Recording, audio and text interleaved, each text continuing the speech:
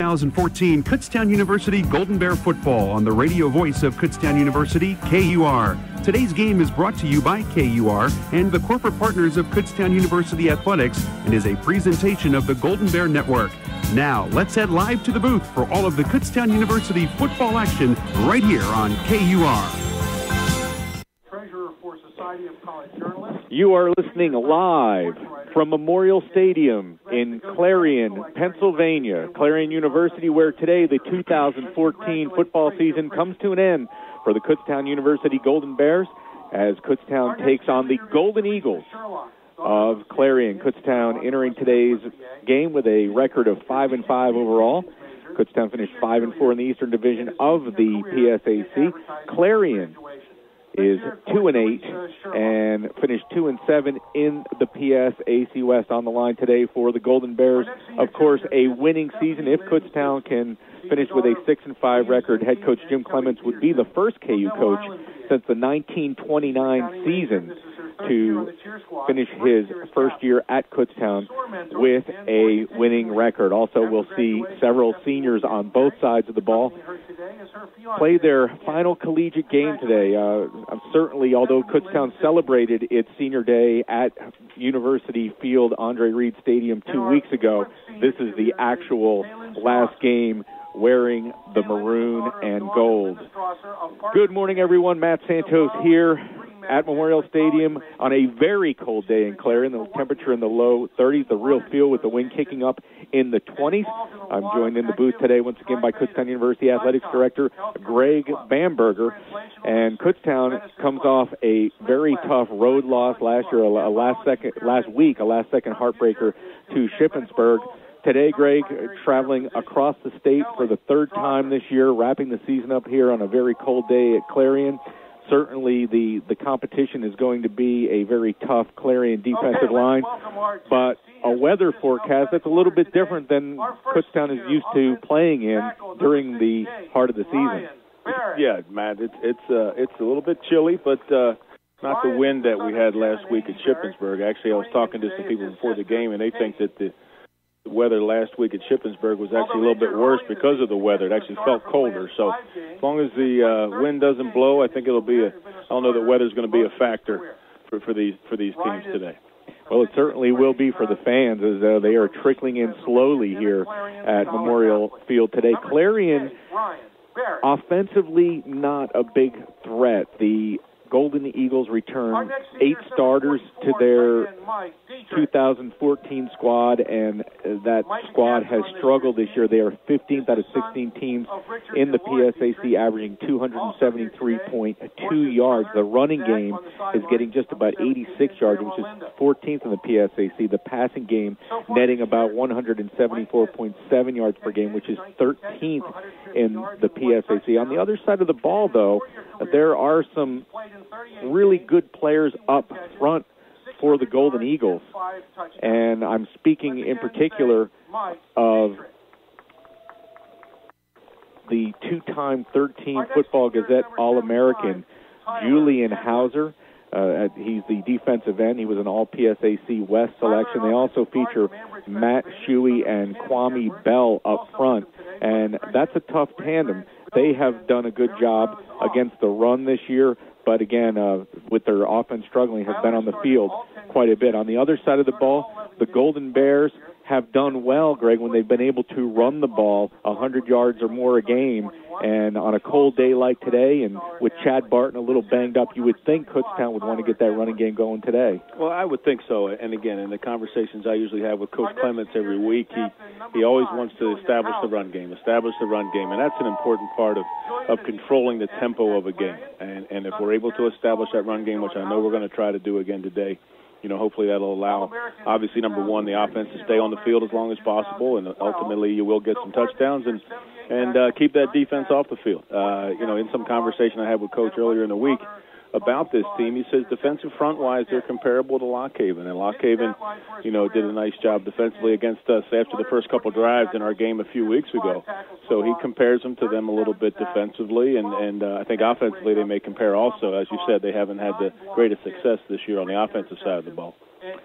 In 10 games, Clarion has limited its opponents to 361.1 yards of total offense. That's sixth in the PSAC. They're a little bit better against the pass, allowing 201.6 yards per game, which is fifth in the PSAC. Let's take a look at that starting lineup for the Clarion Gold Eagles, who are coached by Jay Foster. On offense, the tight end will be Mike Dietrich.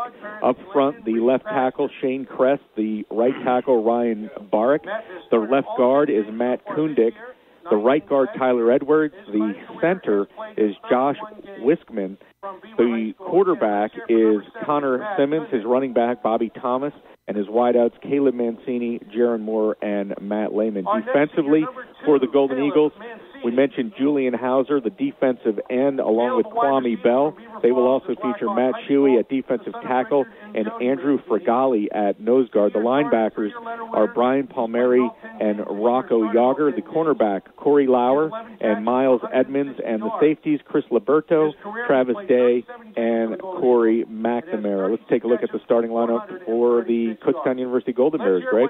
Well, on the offensive side, you have one change from what we've done this week. Offensive line-wise, Jordan Morgan will continue to start at left tackle. Right tackle, Pete Finnegan, Jr. The guards, Greg Bamberger, Jr. will start at right guard, and Mike Nowak at left guard. In the center will be Ben Kreger. Nowak and Kreger have been in those positions all year. This year, tight end again, Andrew Garbarino.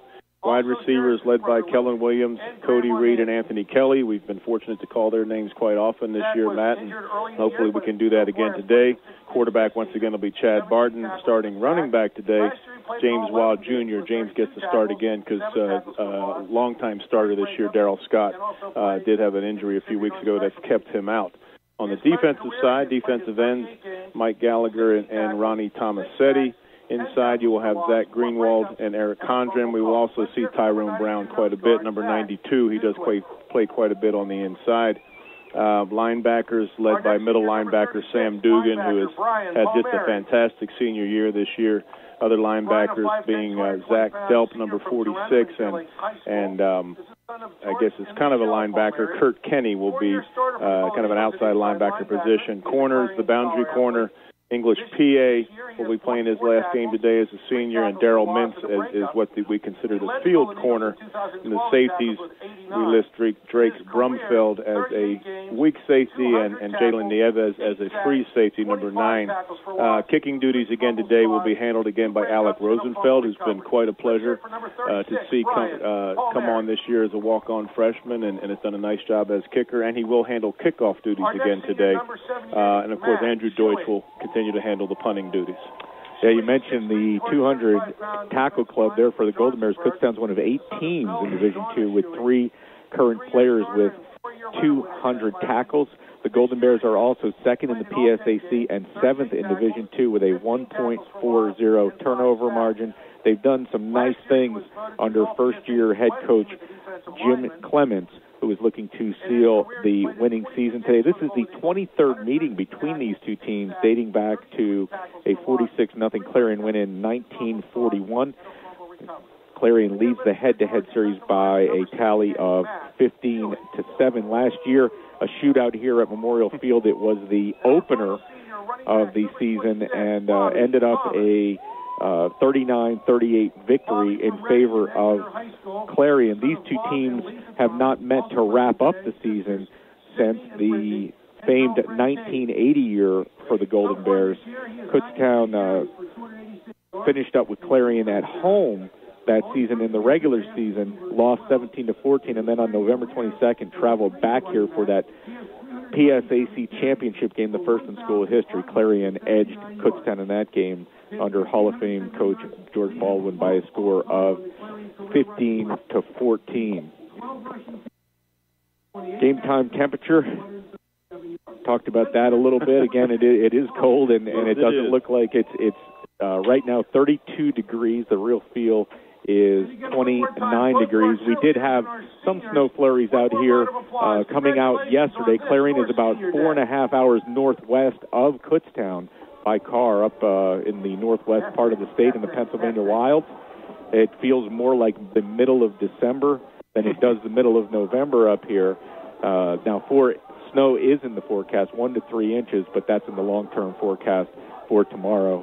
Kutztown will hopefully be way out of here with a victory by then. The officials for today's contest, the referee is Brian McGrath, the umpire Ava Smith, the linesman Rob Friedman, the line judge Brian Semeriglia, the field judge Lenny Mormino, and the side judge is Bob Bud Nicky. The Golden Bears will wear the road traditional white jerseys with the gold pants, maroon trim, and the gold helmets with the Golden Bear head logo on the one side of the helmet and the Paw Awards on the other side of the helmet. Clarion, with a bit of a different look than at least I'm used to, the Golden Eagles are wearing all dark blue from head to toe with white and a little bit of gold trim. The dark blue, almost I don't know what they call the shade of that helmet these days, like the steel look to their helmets. A matte finish, yeah. Kind of a unshiny finish. Unshiny finish which is kind of what we do with our gold helmets. Went to that matte finish. It's kind of, you see a lot on major college football games on Saturday afternoon. So coin toss is going on right now. We'll see how this turns out. And the Golden Eagles with that Golden Eagle logo on the side of the helmet. It is senior day here at Clarion. They are honoring 10 players. We talked a little bit about the two coaches. Jay Foster is in his 9th season at the helm of the Golden Eagles with a 29-69 record.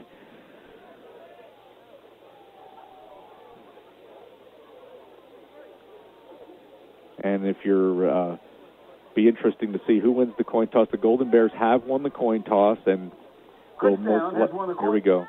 Deferred. Golden Bears have deferred. I would think on a cold day like today, and given that I think ultimately Kutztown's defense has been its strength, Greg, you want that defense out on the field to start. I'd like to think so. We'll see at Clarion. Obviously, they have the choice, and they've chosen to receive the ball. And, again, I don't see the wind being a factor, as we talked about before, so I don't know that that's going to make a difference, at least at this point of the game. Very possible in the second half. That could be a factor. Your Golden Eagles will receive the opening kickoff, and they'll be defending the east goal. Again, the crowd trickling in, a very small home crowd, just a couple hundred people on the visitor side. Again, with the distance and the weather, we're figuring that we have a very nice listening audience today, Let's Greg. Hope so. There's maybe, what did you get up to, 26? I think I see another 4. I'm up to 30 now. I think I'm up to 30, maybe 35 people. They're all sitting close together and bundled up over there. So it is certainly football weather, and as Golden Bear fans are aware, the 2010 and 2011 season, those years, Kutztown went to the weekend after Thanksgiving, and I don't remember either year it getting nearly this cold, Greg. This is probably the coldest one I've been aware of. We've had, obviously, our share of adverse weather, including this year, first half of the IUP game, among others. But as far as actual temperature, this may be the coldest we've had in quite a while. Number 32, Denzel Jackson. Number 26, Number 32 is deep for Shippensburg. That's Denzel Jackson, along with number 26, Bobby Thomas. And Clarion will get set to receive in that 2011 season. The Golden Bears did play on October 25th, I believe it was, down at Westchester in a snow and ice storm. But again, temperatures did not, I don't think, crept quite this low, even though it did snow. Here is the kickoff, and it'll be taken on the far side at the 4-yard line, up over the 10, 15, 20. Still on his feet is the return man. He brings it up over the 30 to about the 32-yard line. And the Golden Bears, again, if they've had one weakness, it has been in the kick return coverage. Yeah, the kick return coverage been suspect at times. We made the first hit there about the 22-yard line, and then that young man was able to get a handful of yards after contact, but eventually pulled down right at the 32, as you mentioned. That was Bobby Thomas on the return, one of the seniors playing, 5'11". Actually, out of Exeter Township, he is Exeter High School Township, out of Reading, Pennsylvania. He's a local guy for the Golden Bear listeners. Here we go. 1st and 10 from the 32. Pressure, and Kutztown wraps up a sack about 7 yards back. We'll see where they placed the ball, but the quarterback, Connor Simmons, was sacked. Yeah, nice pressure there by Ronnie Tomasetti from that left defensive end side. Kutztown coming out down with that four-man front, and Tomasetti from the left side defensively, and Gallagher from the right side defensively. Both squeezed the pocket very well there. So we'll call it 2nd and 17 from the 25. Clarion moving from our right to our left here in the first quarter. Trips to the near side. Out of the shotgun, and it's a handoff, and Kutztown is there immediately. This is going to be another loss of about 3 yards. Yeah, Zach Delp came through. I don't know if it was a blitz or if he just read it. Zach all of a sudden was there just about the time that the quarterback handed the ball off to the running back from Clarion. It's a nice play by Zach to make a stop for another loss, for about another 3-yard loss.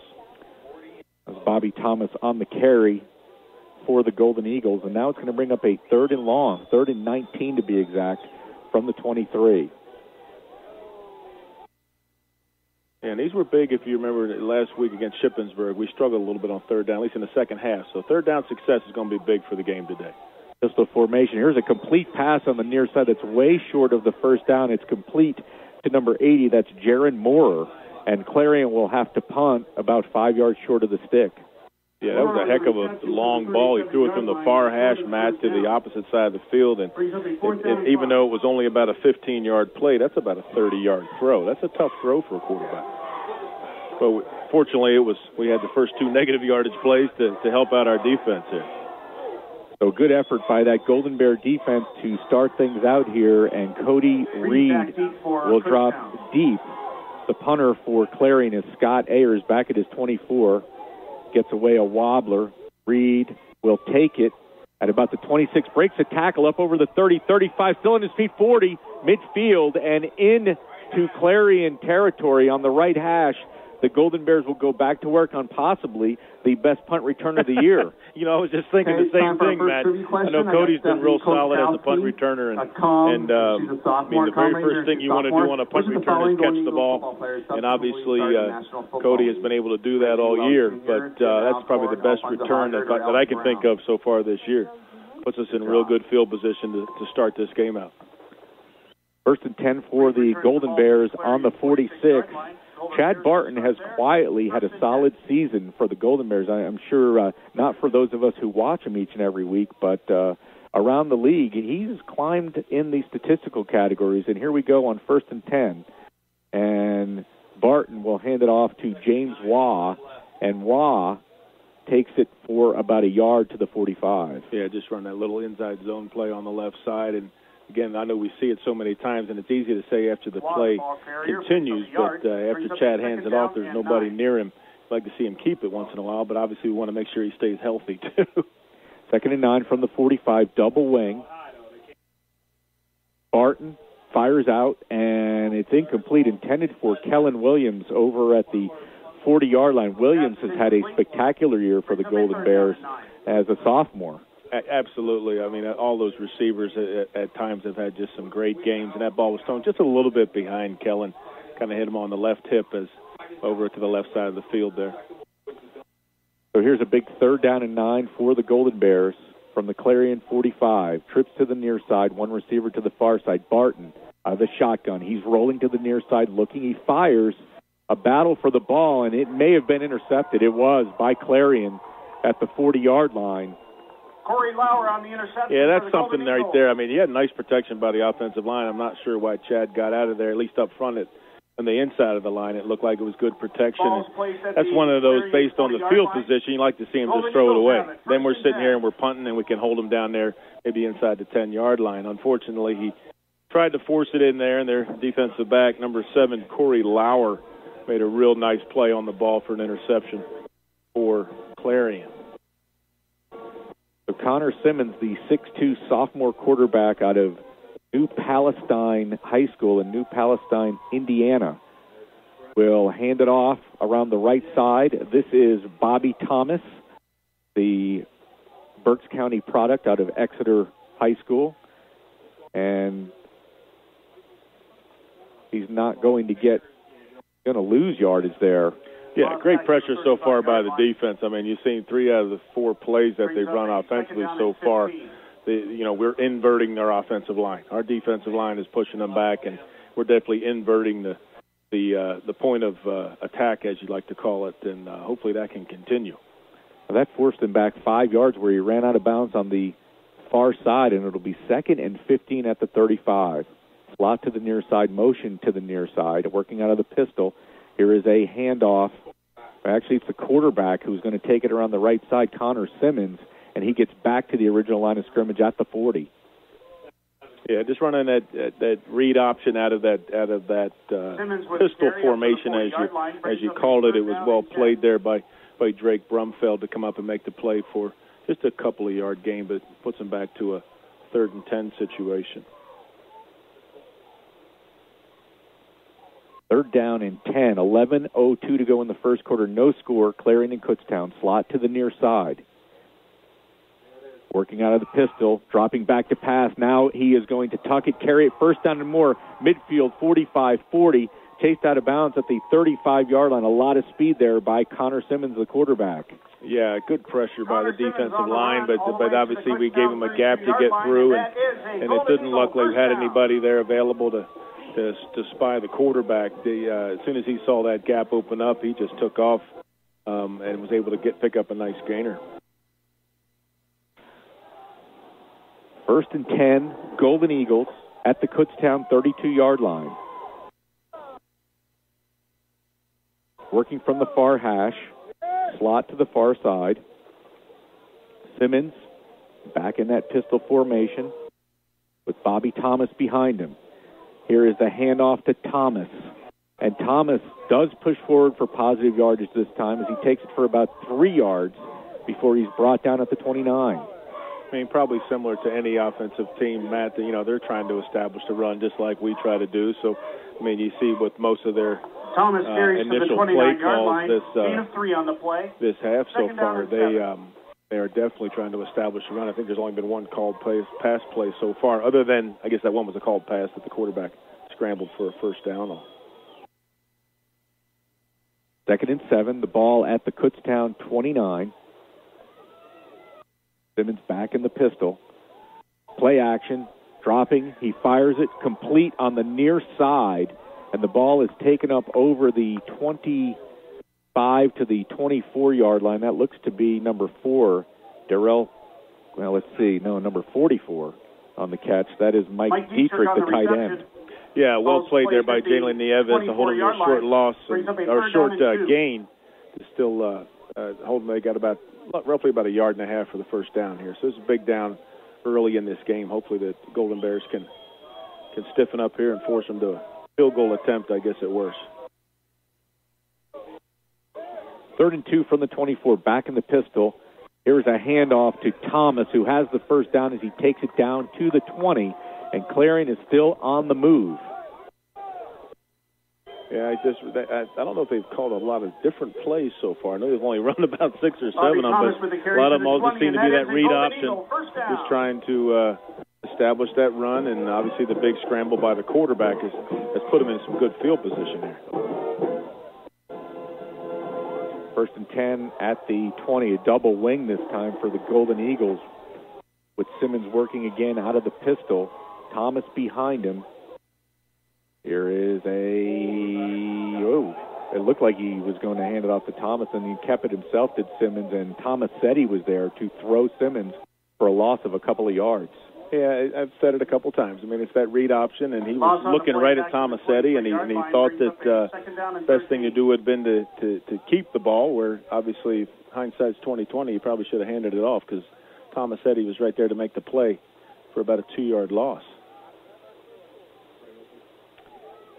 2nd and 13 back at the 23. Slot to the far side. Pistol formation again. Simmons this time dropping back. He's looking, has time, fires it incomplete. Down at the 10-yard line. Good defense there by, guess who? English PA, playing his last game, believe it or not, in a Golden Bear jersey. Well, his name's been called quite a bit over the past 4 years. English has been a 4-year starter at the corner position and has played for a handful of different coaches and 3 different head coaches, and has been a solid player at that position for the past 4 years. Very nice play that time to come around the receiver and get his right hand in there and knock that ball loose. Third down, 13 to go. The ball at the 23-yard line of the Golden Bears. Working from the near hash, out of the pistol, Simmons. Play action, dropping back, being pressured. He's wrapped up, and he is sacked. That is number 97 for the Golden Bears, Eric Condren, the junior out of Father Judge High School in Philadelphia, and Clarion will have a decision to make here. Yeah, they're in that in-between field position there, and actually the initial pressure came from Zach Greenwald, who's another one of those seniors that's been playing. It seems like he's been here for 100 years, but he made the initial pressure, and then Eric Condren was able to come in and wrap Simmons up for the sack. So they're trying a long field goal here, Matt. Esposito into Phil Esposito. 45-yard field goal. Attempt a 45-yard field Phil goal. Esposito. Phil Play hockey. Yeah. Tony, his brother. This is a long one on a cold day by a left-footed kicker from the left hash. The snap, the hold, the kick. It has the height. It's end over end, and it is no good. It hit the base of the goalpost, and the Golden Bears hold once again defensively. 6:57 to go in the first quarter. No score, and if you're the Kutztown offense now, you want to get something going here and give that defense a rest. Yeah, that was a little bit longer drive than you'd like to have the defense have, but they stiffened up like they have a lot of times this year, especially in the red zone, as we've talked about, Matt, and forced them to a field goal attempt, and that turnover didn't hurt us there. Defense came through. First and 10 for the Golden Bears from their own 28-yard line, working from the near hash, slot to the far side. Barton sending Hollander in motion. He will hand it off to Terry Williams, and Williams is thrown for a loss of about 2 yards. Yeah, it was well played by one of the defensive tackles, kind of split between the right guard and right tackle on our offensive line side. Came right off the right guard's backside and made a nice play for a 2-yard loss. I believe that was number 78, Matt Shuey. Second and 12 from the 26, slot to the far side. Barton will roll that way. He's being pressured. Barton's going to carry it himself, and he is sandwiched as he gets back up over the original line of scrimmage and takes it to the, we'll call it the 32-yard line. It'll be third down. Yeah, a little bit of sprint action to the left that time by Kutztown. Had a little bit of leakage. They're 2 defensive linemen inside, nice-looking players. Just as Coach Clements had mentioned to me earlier in the week, those 2 guys are doing a nice job, and they got some pressure. But Chad was able to get free to keep us on the positive side of things here. It was a good effort by Chad. 3rd and 7 from the 32. Barton dropping back, steps up in the pocket. He's looking. He fires, and it's incomplete. Hollander was well covered and really had no chance at that ball. Well, yeah, he was very well covered, and I'm actually kind of surprised he made that choice. And actually thinking back, he kind of stepped up, not sure if he might have been able to scramble for the first down. We only needed about 7 yards there, which he might have very well been able to get, but forced to punt again. And we weren't forced last time. We threw an interception the last time. But first, Deutsch's punt is blocked, and he will fall on it back at the 21. I was just going to say, Deutsch has had another one who's had clearly the best year of his career, but the protection was not there, and Clarion's going to have great field position. 1st and 10 at the Kutztown 21. Yeah, Julian Hauser, number 5 for Clarion, came, I believe, from outside the left side. He came off the left side of the shield, or the upbacks, as you call them, on the punt protection, and I believe that Andrew was also trying that rugby-style kick off to the right, so he kind of walked right into it a little bit. But that's unfortunate. Defense is put into a tough situation here. Didn't get a big break because we had another 3-and-out situation. So defense is going to have to try to step up again and force them at a minimum to a field goal attempt. They just announced that is the 6th kick that Hauser has blocked in his outstanding career. Play action. Simmons throwing near side, completes it to the big man down at the 7-yard line. That is Zach Dietrich, the 6'3", 240-pound tight end out of Upper St. Clair. 7-yard line for a Golden Eagle. First and goal. Oh, I'm sorry, Matt. Yeah, just a nice little out pattern. Puts themselves in good position here. First and goal from the 7 for the Golden Eagles. No score, 5:26 to go in the first quarter, and Kutztown yet to warm up on this literally freezing day. The temperature 32, feeling like 29 out there.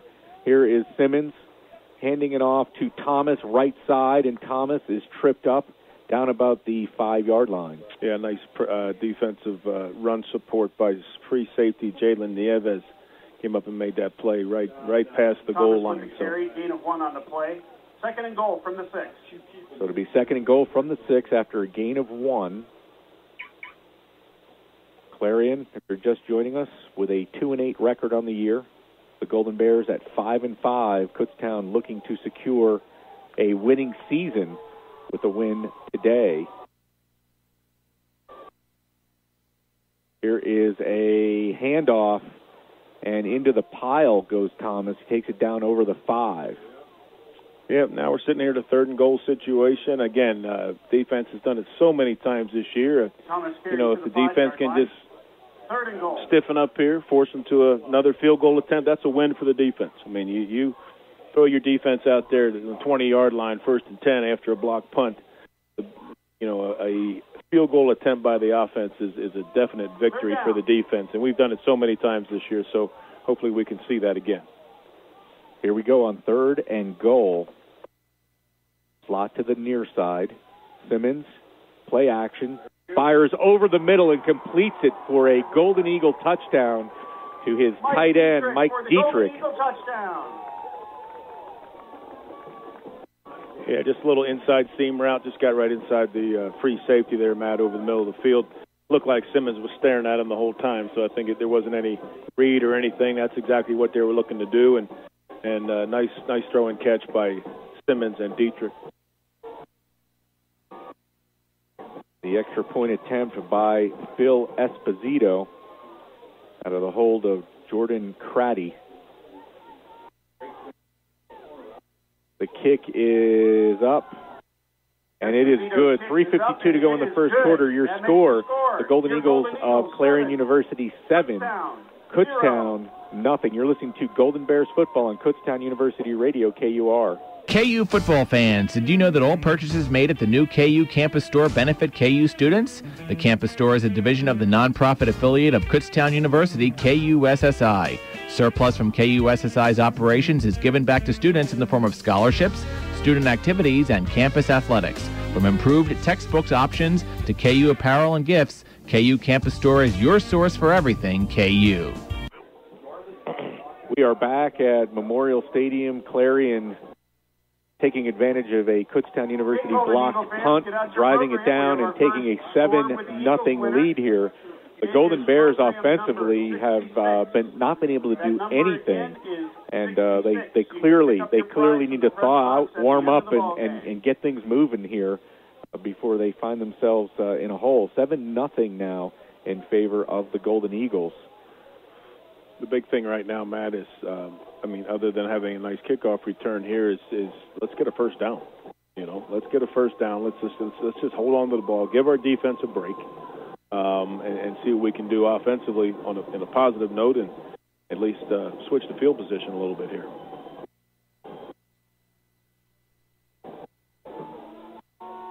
Short end-over-end kick that will be taken at the 32-yard line by Ronnie Tomasetti, who returned a few last week, and Tomasetti takes it up over the 35 to about the 37-yard line, and that's where the Golden Bears will go to work now, needing to get the offense moving. As you mentioned last week, I think Tomasetti might have been our leading kickoff returner last week. He was. And then we made a change and put Cody Reed over in that position. So if they're going to continue to do that, heck, just put somebody over there that may be a little more of a trained runner than our defensive end might be. Yeah, and they actually did late in the game. They put Cody Reed up. They did. Sure did. 1st and 10. We'll call it the 37. Working from the far hash. Empty backfield. 3 receivers to the near side. Barton. He fires it complete over the middle to Hollander. Hollander up over the 45, up over midfield, and down to the 47-yard line into Golden Eagle territory. First down, Golden Bears.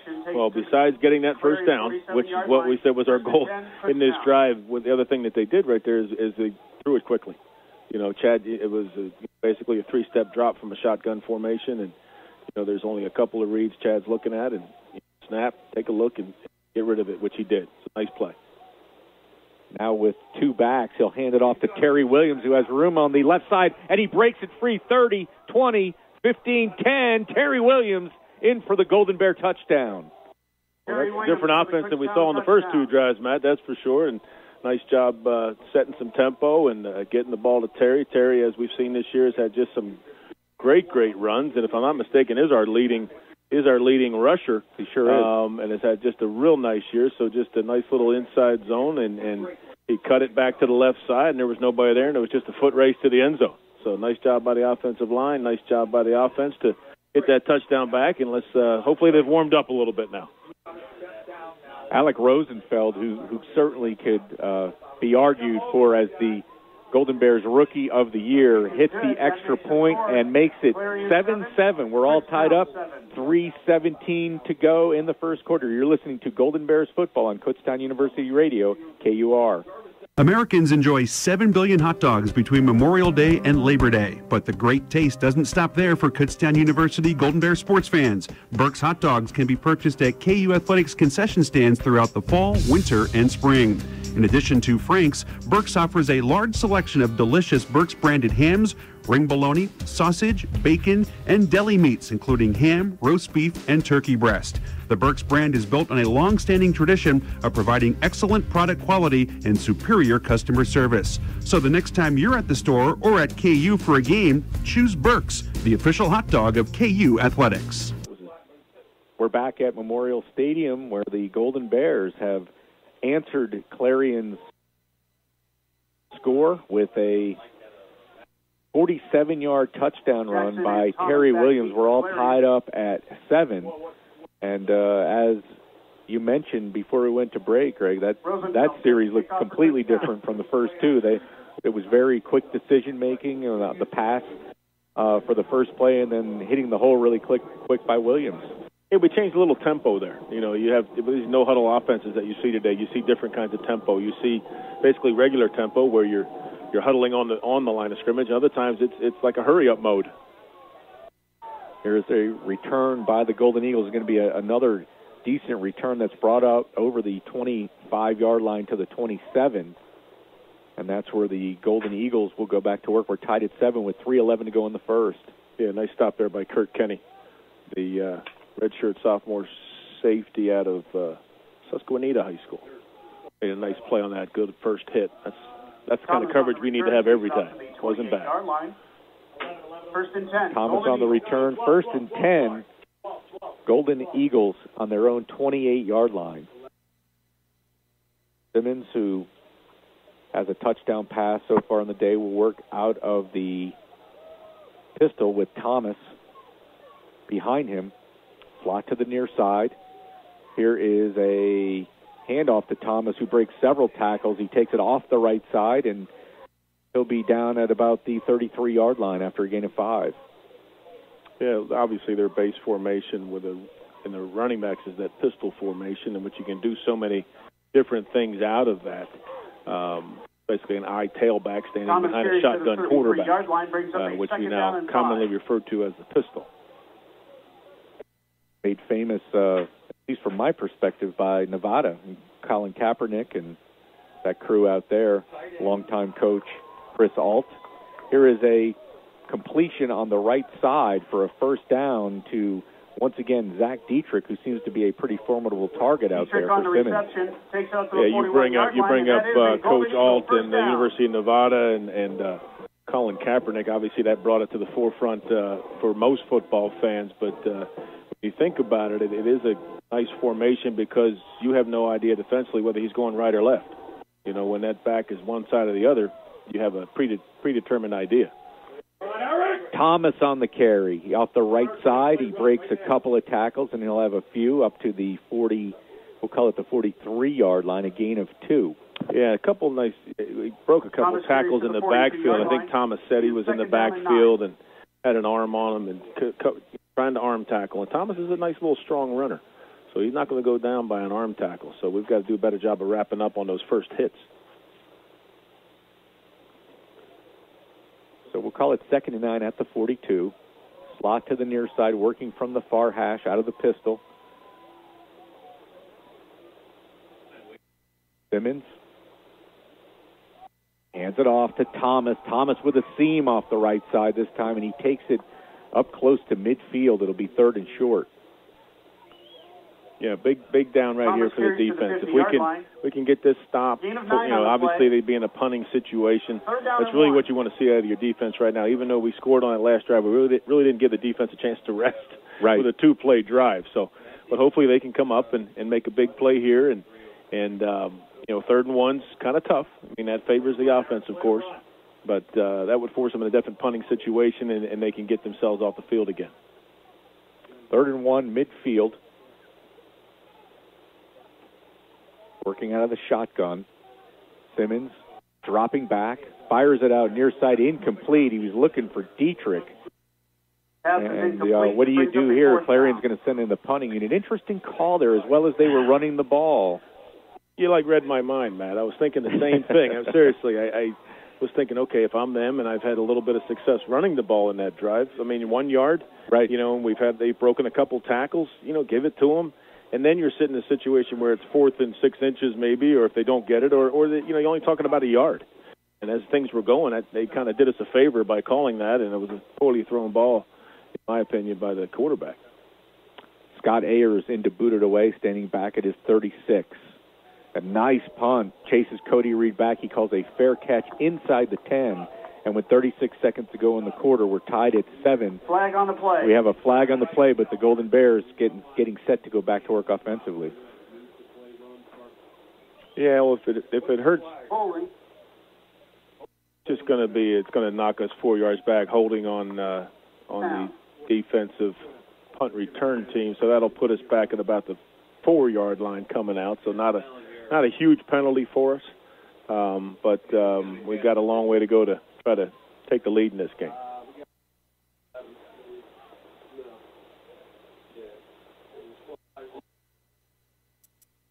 Where the officials put the ball, it's back inside the 5-yard line. So that's going to be a 95-plus yard trek. Penalty moves the ball. Not sure who the penalty was on. The referee's mic is kind of breaking up a little bit. Maybe it's not warmed up yet like like the players are, but it was one of our young men decided to grab a little too much, I'm sure. Sun is breaking through on this mostly cloudy day here, but you could see a little blue sky interspersed between the clouds. 1st and 10 from the 5. Here is a handoff and a seam. And this is James Waugh Jr., who takes it out of trouble, out over the 20-yard line. You don't have to give James a lot of room up there. And basically the offensive line was able to lock on to 5 guys, give him a little crease. And as we know and we've seen all year, it doesn't take much room for James to get through, and he can make some people miss. So nice blocking up front, and nice job by James just hitting that seam hard and getting a nice gain. 1st and 10. And he will flare it out. Will Barton to Hollander, complete, and Hollander takes it up the far side for a nice gain of 7, maybe 8 yards.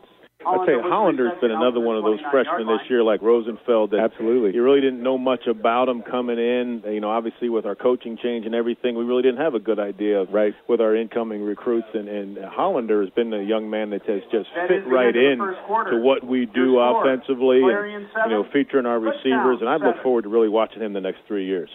That's going to do it for the first quarter of play here in the 2014 season finale. Your score, Kutztown 7, Clarion 7. You're listening to Golden Bears football on Kutztown University Radio, KUR. Kutztown University football on KUR is brought to you by Liberty Mutual Insurance. Liberty Mutual is a proud partner of Kutztown University and provides you with relevant auto and home safety tips for the way you live today. And by Camillo's Italian Restaurant and Bar. Camillo's offers Monday night wing specials, a variety of outstanding Italian dishes featuring premium ingredients and specials for KU students. Camillo's, 264 Greenwich Street in Kutztown. We are back at Memorial Stadium in Clarion, Pennsylvania on a chilly mid-fall day. Matt Santos here along with Greg Bamberger. Pat Dietrich back in the KUR studios on the beautiful Kutztown University campus. It is 7-7 the Golden Bears of Kutztown and the Golden Eagles of Clarion in this 2014 season finale. What's on the line is the Golden Bears, with a win today, will finish with a winning season, and it'll be the first for a first-year head coach since 1929, so it would be a big step for Jim Clements. Absolutely would be a big step, and I know that Coach Clements personally has never had a losing record, so I'm sure personally he's really getting the guys to work hard for that, and I'm sure the kids want to win for him too.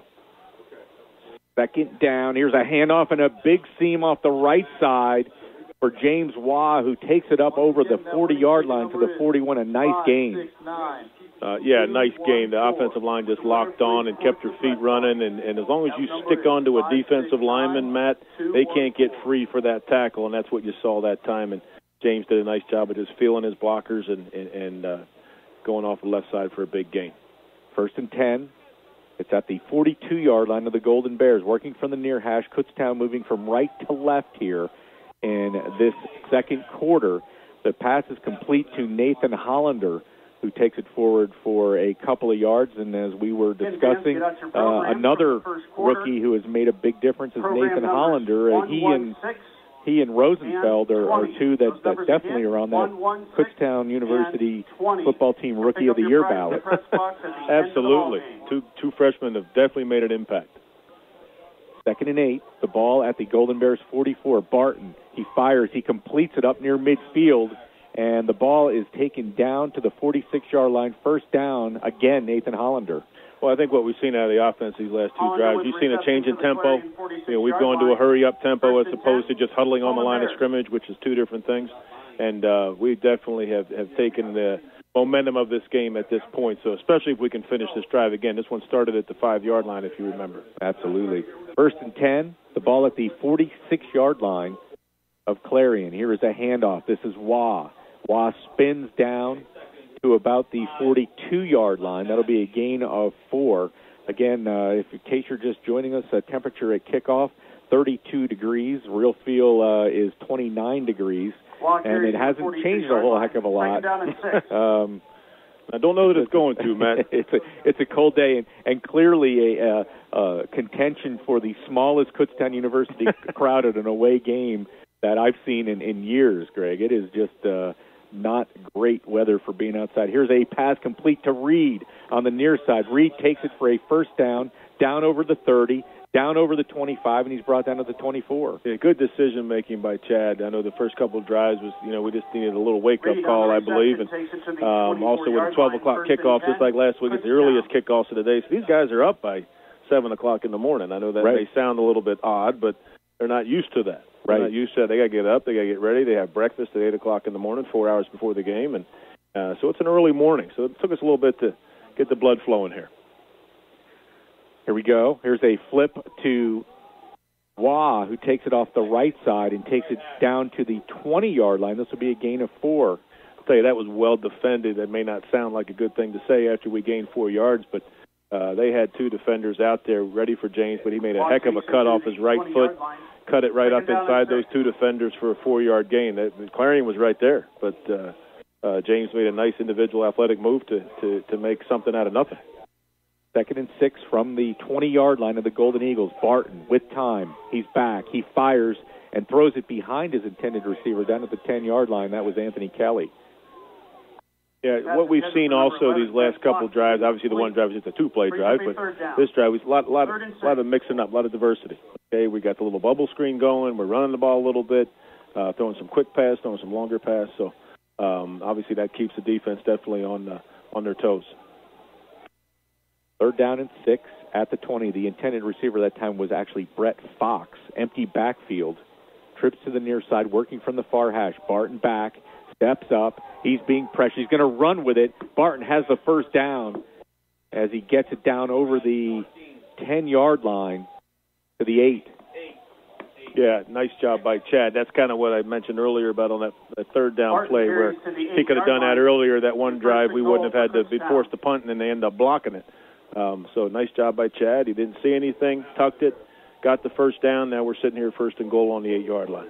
11:55 to go in the half. We're tied at 7. Trips to the near side. One receiver to the far side. Waugh is the running back. Play action, and he fires it to, looking for Hollander, I think, on the near side, but it wasn't anywhere close to him. Well, he looked down at his right hand after he threw the ball, so the thing it looked like it kind of slipped out of his hand. Pass is incomplete. He airballed it over top of Nate, and you saw a little thing that Nate did right there is he ran after the ball, thinking it possibly could have been interpreted as a backward pass, just to make sure, just in case the officials didn't blow it dead. Yep. He was going to be there to make sure to jump on it. So that's good football sense by the young freshman. 2nd and 8, 4 receivers now to the near side, 1 to the far side. Barton working out of the shotgun with protection. He steps up, fires right side, and it's caught for a Golden Bear touchdown by Kellen Williams. Nice job by Chad. Now, I don't know if it's exactly how it was coached, just because, obviously for those of us looking at it here, he dropped back, got a little bit of pressure, but nothing real drastic. A little, the line was caving in just a little bit. But then you saw Chad kind of step up, look around. He panned the field, and at the last second he saw Kellen over on the right-hand side and threw a nice ball for the touchdown.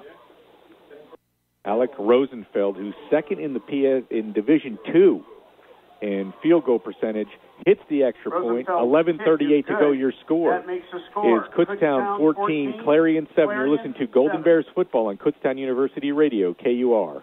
To get the most up-to-date and in-depth information about the Kutztown University Golden Bears, visit KU Athletics online at kubears.com. KUbears.com features extensive coverage for all 21 of Kutztown University's NCAA varsity sports. The website also features video content and allows fans to follow select games through live statistics. Be sure to check out the Kutztown Golden Bears at kubears.com. Go Bears, go! We're back at Memorial Field in Clarion. The Golden Bears leading for the first time today, 14-7 in this 2014 season finale. Kellen Williams with the touchdown reception. He came into the game with 83 catches for 1,111 yards and 12 touchdowns. The 16th player in school history with 1,000 career receiving yards. He ranks 15th in school history in career touchdown catches. He has a 78-yard catch and run, which is the longest play from scrimmage since 2009. And as a sophomore, Kellen Williams has a bright future in the maroon and gold. Hey, you look at this kickoff lineup, there's a chance for a surprise onside at some point, Matt, looking at where their front guys are lined up. There's Thomas from the 10, 15, 20, 25, 30.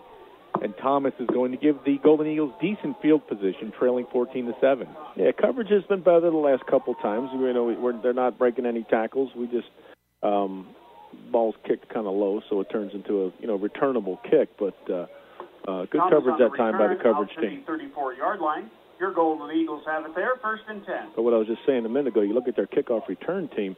With the kickoff at the 35, almost all 5 of their front guys are lined up right almost on the 50. So it's one of those things where you don't think about it. All of a sudden you need an onside kick. You can do a surprise onside. I can bet you those 5 guys would not be looking for that ball. 1st and 10 from the 34, slot to the far side. Simmons with pressure completes it to his tight end Dietrich on the near side. Dietrich up over the 40, up over the 45. He has a first down at the 49-yard line. A nice gain there on first down for the Golden Eagles.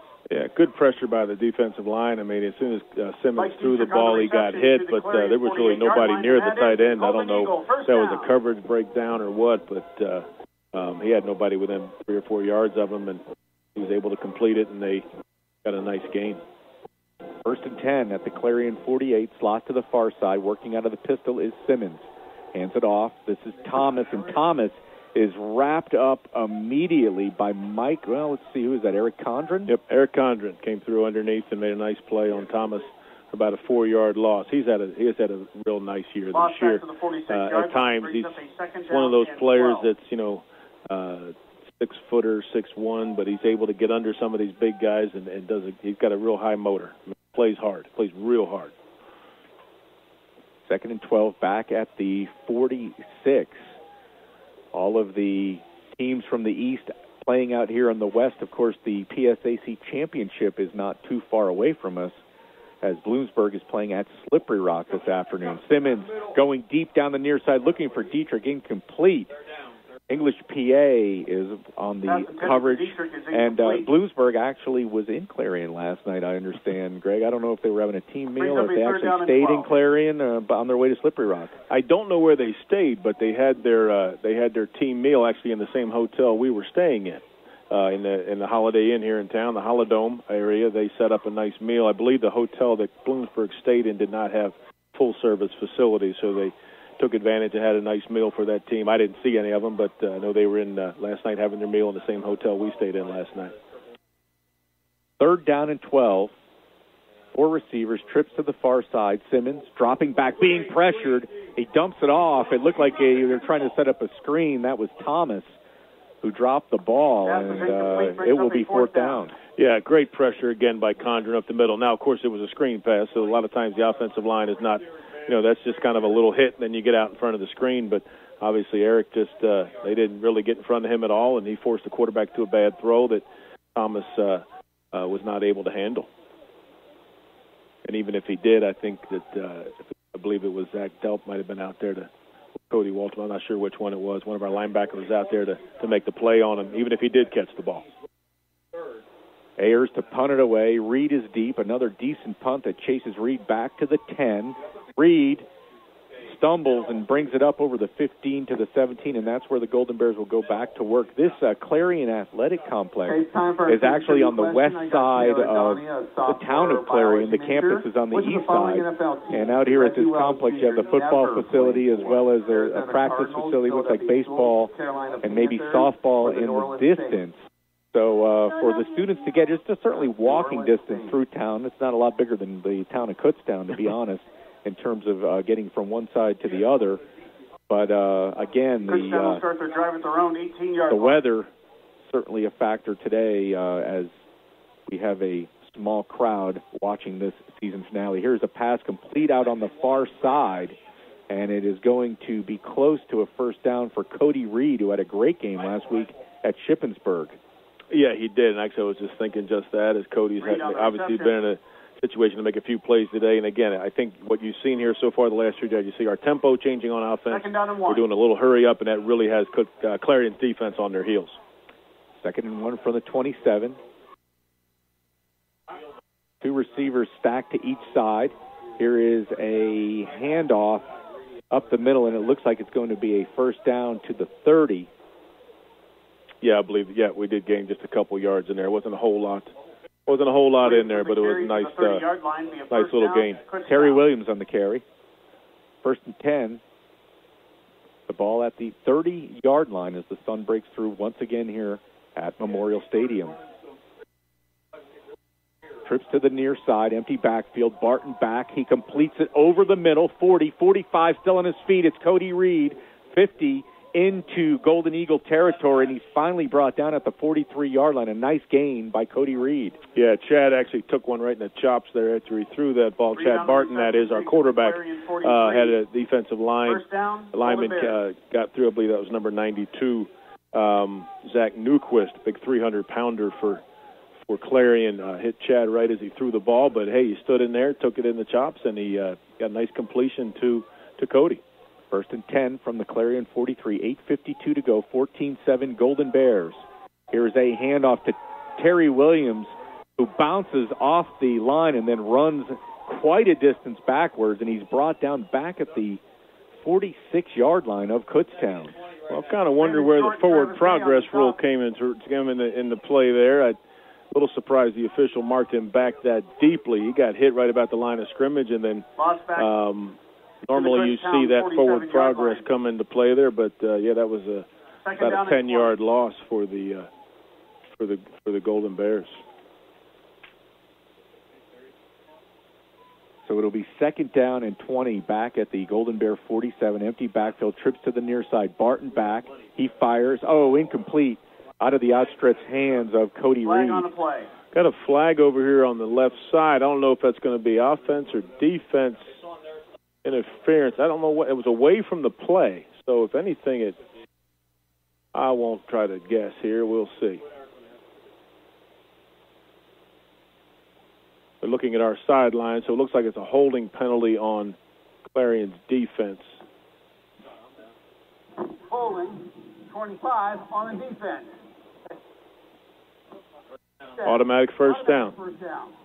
Again, we heard it was on number 25 for Clarion, but that puts us back about the 43-yard line here, Matt. But the best thing is it's an automatic first down. And a nice break for the Golden Bears, who had a long way to go. Chad Barton has thrown 27 touchdowns this season. He came in third in the PSAC and 14th in Division II. He's fifth in school history in single-season touchdown passes. And he is in the shotgun right now. First and 10 from the Clarion 43, back split to either side. It's Williams on the carry, and Williams is met after a short gain. Barton's ratio of 26 touchdowns to 6 interceptions coming into this game was second in the PSAC behind Liam Nadler of Gannon, who we saw early in the year. So, again, I said Barton has had one of those quietly good years, Greg. I mean, it hasn't been a Kevin Morton-type year, but again, he's put together some real nice numbers. He's come in and done a very admirable job. Yeah, he has statistically, he has done a very nice job. And as we start to compare people to Kevin Morton, that's a heck of a comparison to make. Here is a pass deep down the right side, incomplete, intended for Cody Reed. So it's going to bring up a 3rd down and 9 for the Golden Bears. The ball at the 42, 7:23 to go here in the second quarter. Kutztown with a 14-7 lead. Yeah, at a minimum here, with a 3rd and 10 at this point, we've got the field position played right now, so we're in good shape from field position-wise. So, even if this isn't successful, we have a chance to really pin them deep and keep the field position game in our favor. Double wing and pressure. Barton has to throw it away. And I don't know if he got out of the pocket. There wasn't a receiver in the area, but I don't see a flag, Greg. Nate Hollander or Cody Reed wasn't too far from it, even though it looked like it was thrown more to one of our offensive linemen than to Cody. But official did not review it for intentional grounding. There was a lot of pressure that came up the middle that time against our offensive line.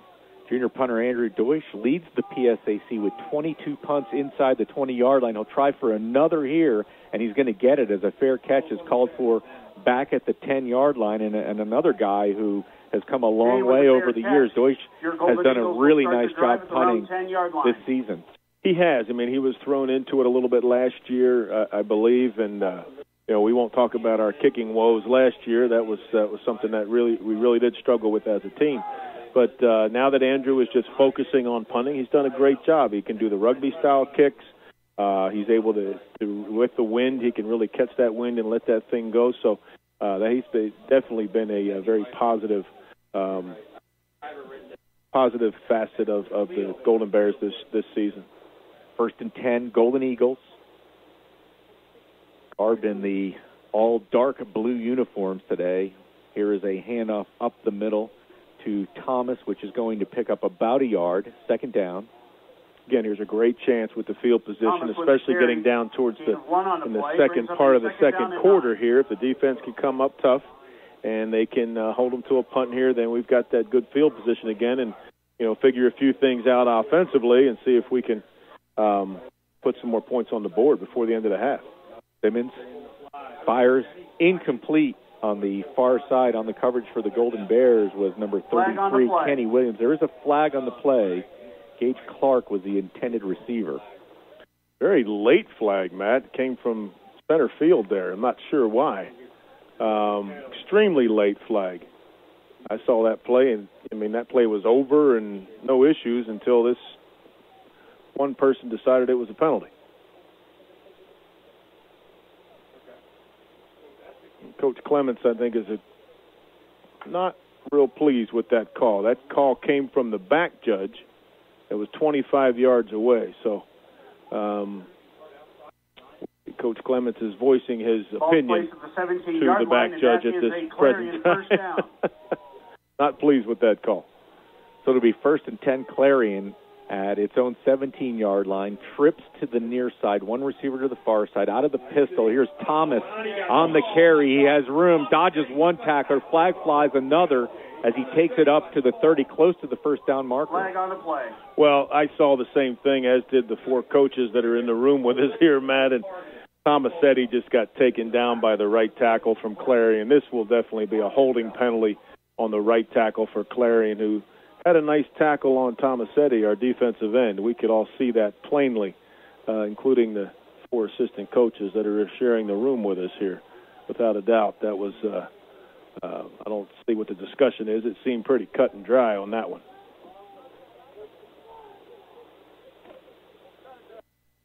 Discussion down on the field. Temple and Penn State are tied at 3 in the second quarter with 12:53 to go. Pitt leading North Carolina 7-0. 7:49 to go in the first. For the big Commonwealth Division I teams in action today. 3 of the big Division I Commonwealth teams today.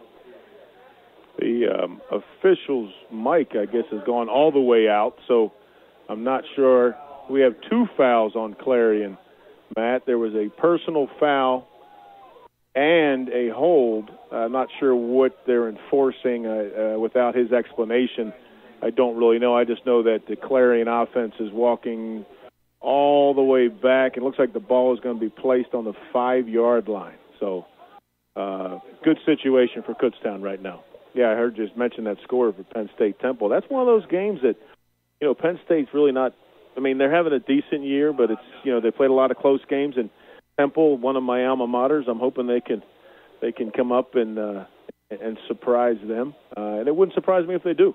2 5-4 teams playing today, and we are not that far from State College. It was maybe a little more than halfway out here on U.S. Route 322. Ball's placed at the Go right by the house that Joe built, as they say, the big monstrosity on the hill. And hopefully they got a nice crowd there today for a good interstate game. 1st and 22, the ball on the 5-yard line with 6:16 to go. Here's a handoff to Thomas. He'll try the right side, and Thomas will be wrapped up after a short gain. I've noticed that they're running to the right quite a bit. I don't know if they see maybe a weakness on our defensive side, or they just like their matchup over here. But if you think about it, a lot of the plays in the first quarter were going away from us as we're sitting here in the press box. And this quarter, of course, a lot of them are coming to us. So they are really favoring the right side of their defense, their offensive line, and the left side of our defense. Again, I'm not sure if they just like that matchup or what the situation might be. 2nd and 19, the ball on the 8-yard line, 5:39 to go now and counting here in the first half. Simmons is back in his end zone, fires near side. He completes it up at the 21-yard line to Caleb Mancini, the 5'11" wide receiver out of Beaver Falls, Blackhawk High School. Yeah, they put themselves in a good situation there. They're now sitting there at about 3rd and 6 on the 21. When you have somebody 1st and 25 on the 5, you'd hope that you don't get them to a situation where they have a realistic chance of getting a first down here. But hopefully the defense can step up and give our offense a chance in this last 5 minutes to put some more points on the board. 3rd down and 6 from the 21. Working from the near hash, slot to the far side, play action. Simmons rolls. He throws to the far side. He completes it, and Dietrich is dragged down by Drake Brumfield, short of the first down, and Clarion will have to punt. Well, that's a nice job by Drake. Obviously, Dietrich at 6'4", 250, and Brumfeld at 5'10", 180. A little bit of a mismatch there, but Drake did a nice job of holding on to him and until he got a little bit of help from some of his teammates. But nice job by Drake pulling him down to hold him short of the first down. 4:31 to go as checking on a score here from the PSAC Championship. It is Bloomsburg 7 and Slippery Rock 7 in the first quarter. Here's a punt that will be taken by Cody Reed back at the 32-yard line. Reed breaking a tackle, brings it up over the 40, and he's brought down about the 44. So with 4:10 to go here in the second quarter, Kutztown with good field position once again. And that's exactly what we talked about a few minutes ago. You had a situation to keep the field position game going. It's exactly what we did. The penalties obviously helped a little bit. But you had a chance to keep them down in their own end. They punt. We're at the ball basically at midfield. Go get them going, Bo. Every offense obviously enjoys only having to drive 56 yards for a touchdown as opposed to 90-some yards. 4 receivers to the near side, 1 to the far side. Empty backfield here for Chad Barton. Kutztown leading 14-7. Barton steps, he fires, and it's complete for a first down to Kellen Williams once again. Yeah, nice catch by Kellen. I tell you, the one thing you see about Kellen is he catches the ball with his hands. He's not the kind of guy that brings it into his belly or brings it into his chest. He reaches out and grabs the ball. And a lot of times with receivers, when you're coming inside, that's not easy to do sometimes because you've got guys in there that are trying to knock your block off. But Kellen reaches out there. Nice job catching it with his hands and put us in a great field position here. And another spectacular hands effort there by Williams. Barton with a nice job as well. Just wanted to kind of hold on that thought for a second here as I check on stats for Williams. 2 catches, 22 yards, and the touchdown. And here we go, 1st and 10 from the Golden Eagle 42. The receiver to the near side, Barton back, steps up into the pocket. He's going to run with it. And Barton, who came into this game banged up, takes it down to the 35. Well, sometimes that's what you have to do. Again, they're getting some decent pressure on him. So, if he can't stand in there, sometimes you got to run and at least get positive yards. It's all about positive yards. And that time Chad was able to get positive yards. We're sitting here at 2nd and 3, and you're definitely on schedule for a nice drive. Slot to the near side, 2nd and 3 from the 35-yard line. Handoff. James Waugh Jr. into the pile, close to the first down at the 31. I think he may have it, Matt. I think he may have it. He sure looks like, yep, officials are moving the stick. So good hard run by James that time. Got hit probably for about a 2-yard gain, but then he broke a little tackle and was able to get himself into enough yards for the first down. Barton, 10 of 17 for 116 yards and 1 touchdown. The sun breaks through once again. 1st and 10 from the 31. Barton fires complete on the near side to Reed. Reed cuts it back up the middle, over the 25, up over the 20, now to the far side, 15-10, still on his feet, down at the 5. And Cody Reed ran about 50 yards to get 25. He did. I tell you what, great job by the rest of the offense to get downfield and Reed on the reception and get some blocks. And at the very end there, you had Kellen Williams blocking his guy down at about the 5-yard line. The offensive line was downfield getting some blocks, and Cody took advantage of that. And that was a great offensive team effort there to get that for that big play. 1st and goal from the 6, slot to the near side. Barton under center. He'll hand it off to Waugh. Waugh right side, and Waugh is met close to the line of scrimmage. He may have picked up a yard. Yeah, they were good job by the Clarion defense to stop him for about a 1-yard gain. I tell you, one thing I do notice is Clarion likes to continue to play through the whistle. I tell you what, I think at some point the officials need to keep an eye on that because that's going to turn into something that people don't like, I believe. 2nd down and goal. 2nd and goal. The ball at the 5-yard line. Trips to the near side, 1 receiver to the far side. Barton dropping back. He rolls to the far side. He looks, he fires, leaping catch for a touchdown. That looks to be Nathan Hollander. Hollander for the touchdown. Yeah, great effort by Hollander. Great effort by Chad Barton. Again, didn't have the greatest protection there. I mean, he had to scramble out a little bit to the right, but fantastic catch by Hollander. Kept his feet in bounds. Looks like the athletic trainers are out seeing somebody. Is that Hollander? I'm not sure, but he took a good lick at the end of that. He did. There was a pile of people back there, and I'm not sure if that's him or not, but sports medicine staff is evaluating him as we're waiting to line up and kick the extra point here.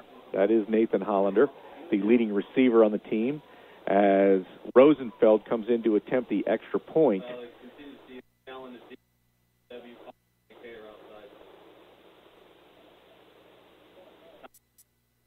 Again, the sun sporadically breaking through. It's shining right now on Memorial Field and certainly shining on the Golden Bears, who take a high snap. The kick is up, and it is good. Good job by Josh Luckenbaugh to bring that one down. 21-7 now. Your score in favor of the Golden Bears, 1:47 to go in the first half. You're listening to Golden Bears football on Kutztown University Radio, KUR. Hilton Garden Inn Allentown West features everything you need for a successful trip to the Kutztown area. Located just 20 minutes from campus near Fogelsville, the Hilton Garden Inn Allentown West offers a complimentary shuttle for corporate travelers, friendly service, and complimentary high-speed wired and wireless internet access to make your trip to Allentown successful, whatever the reason for your visit. Meeting rooms, leisure facilities, and a delicious cook-to-order breakfast make the Hilton Garden Inn Allentown West the natural choice. For reservations and information, call 610-398-6645 or visit HiltonGardenInn3.Hilton.com.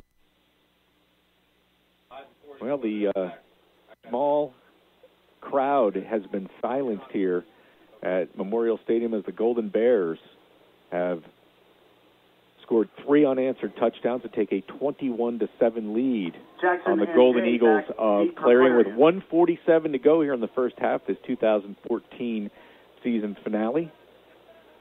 Yeah, I'm sorry, Matt. It's been a nice job by the offense of picking it up after a little slow start there, but able to put together 3 nice drives to get this 14-point lead. Rosenfeld boots it away. It's taken by Thomas, who brings it up over the 20 to the 25 to about the 27-yard line. Check that on the return. I'm not positive that was Thomas. I need to get a read on that one, Greg. I'm not sure myself, but again, I've been watching our coverage, which I know we've talked about a lot this year, which at times has been suspect. On the return much better that time. Line. Your Golden Eagles have it there, 1st and 10. Travis Day on the return. 1st and 10. The ball at the 27, 1:43 to go. Clarion has 3 timeouts. So do the Golden Bears. So both teams will have to keep an eye on the timeout situation.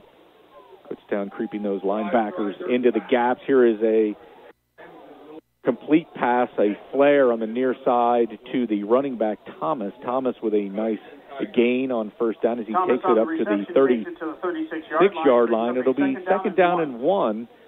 And with 1:37 to go, here's a bit of they used to call this a gamble down back in the day, 2nd and 1. Well, waste down is another term for it. I mean, 2nd and 1, you feel confident on 3rd and 1 that your offense can get it. So here's one, you have to be careful of the long ball. Just got to be paying attention to it. Offensively, you know you'll have a 3rd and 1 if it's an incomplete pass. Simmons out of the shotgun. He is going deep. He is going to gamble. Has a man open. He had beat the coverage and overthrows him by a pretty good distance down there, but the right call, I think, Greg. Well, I think it is, too, and I think based on that, both of us could be calling plays for Clarion right now because we call the same play. It's a common thing that you see. I mean, you see offenses that have that opportunity, and sometimes it's so common you don't do it. Then you really throw people off. But they're sitting here at 3rd and 1. Now they have to get the first down. Now they're going to give us the ball back with a lot of time and 3 timeouts to maybe even get our lead even higher. Matt Lehman was the intended receiver down around the 20-yard line, and the ball was thrown about 10 yards in front of him. Slot to the far side on 3rd and 1. Out of the shotgun, here's a handoff. Thomas with a lot of room, 40, 45, midfield. It is a foot race, 30, 20, 10. In for the touchdown goes Bobby Thomas, the senior running back out of Exeter in Berks County. I'm not sure what happened there. The Golden Bears were clearly prepared for the run, but he got to the outside, and it was a foot race. He just bounced it outside. We had nobody playing that outside gap, or he got caught up inside, and he was able to bounce it outside and outrun us to the end zone. Kind of disappointing because we've been playing the run so well, but again, it's on the right side. They've been running it to the right side almost every time. So I don't know if they've got some matchups they like, or that's definitely the strength of their offense. And it pretty much seems to be the main place they've been running the entire time. So we did get some good push defensive line-wise, but they were able to bounce it outside and kept us locked up inside.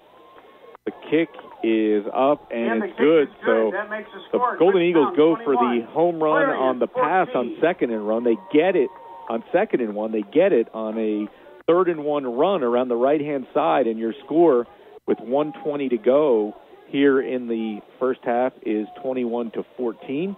in favor of the Golden Bears. We will keep it here and remind you, stick with us at halftime. We're going to be live here at halftime as I am going to be talking with my partner, Greg Bamberger, the athletic director at Kutztown University, about the fall season that is just coming to a conclusion, as well as looking forward to the winter season. We also want to send a special thanks to our friends at KUR who have been with us throughout this season, all 6 road games as well as a home game. I want to send special thanks to the general manager of KUR, Mike Regensberger, who did a spectacular job helping us through this season, as well as Pat Dietrich, our engineer, who for all 7 games.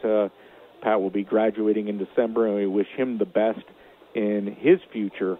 Has done a great job back on the boards, as well as our other support, Steve Degler, who has helped us with the halftime interviews, and, of course, our sports information director, Brian Salvador, who has helped us with accommodations and tons of information each and every week. We do thank you, of course, the fans, as much as anyone, for following us throughout the season. Here is a kickoff that's going to be taken back at the 10-yard line, and it'll be brought out over the 30-yard line. A flag flies. Flag on the play. Yeah, usually that's going to be a hold on the return team. What I'm amazed about is how good the eyeballs are of these officials, because they call these penalties from 25, 30 yards away.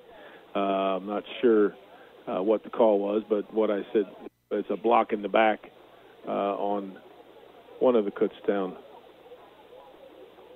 blockers.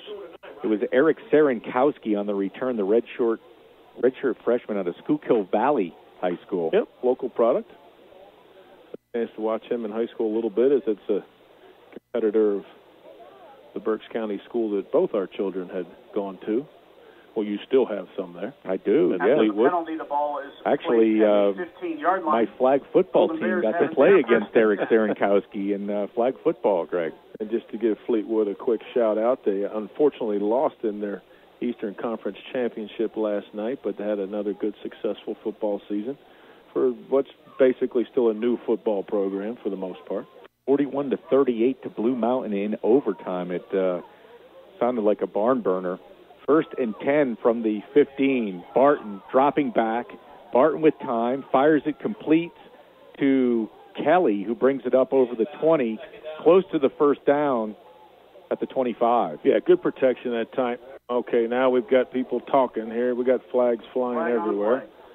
It's probably just some mouths being talked a little too much and shut their mouths and play football. Who knows for sure what they're going to call here, since we can't hear. Well, we're walking backwards, so it's obviously one of our young men that used some words they weren't supposed to, or said a few things they weren't supposed to.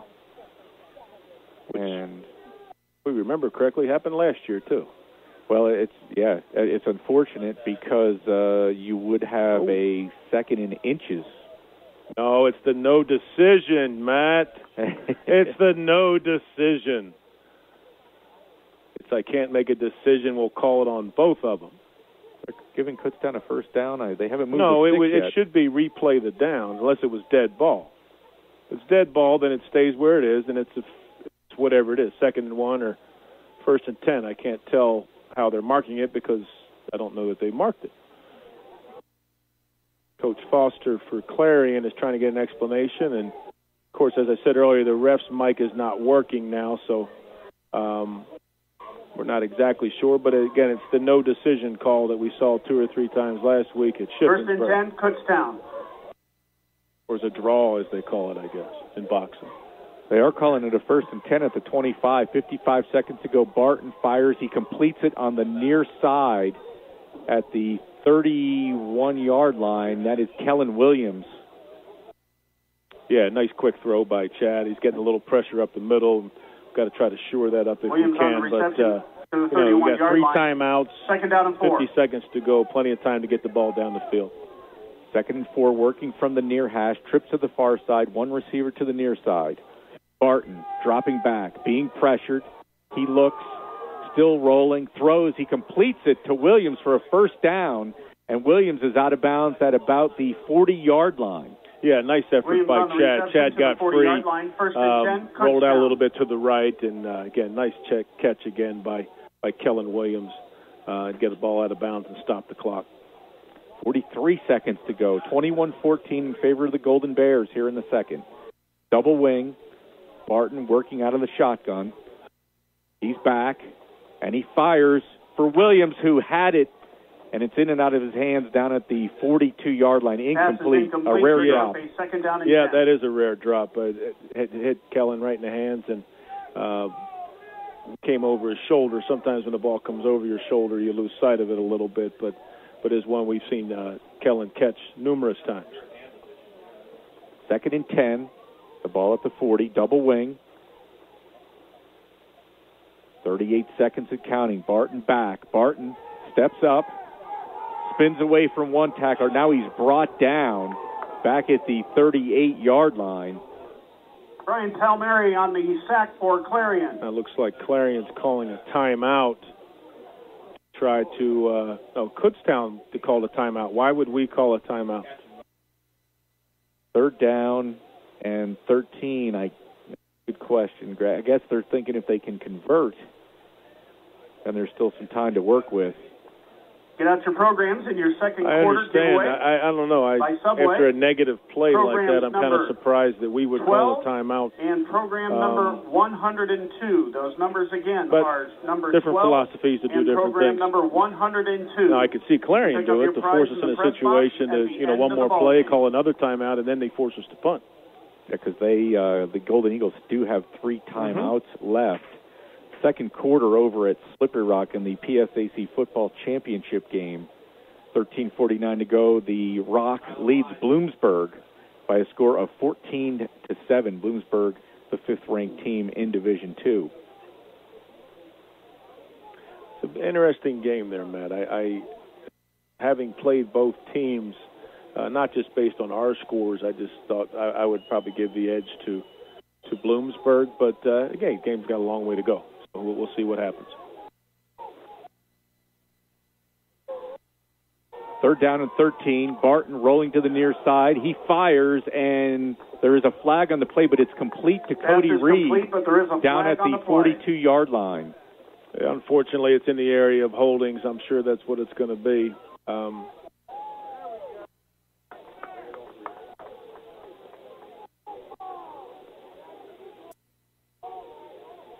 Now you would expect Clarion here to decline this. No, he wouldn't decline it because that would give us the play. That was kind of silly. I obviously have to accept the penalty and go 3rd down again, but it will be 3rd and extremely long for Kutztown if they do accept the penalty, which they need to. If they decline it, they would have given us a 1st down. I'm not sure what the debate is over.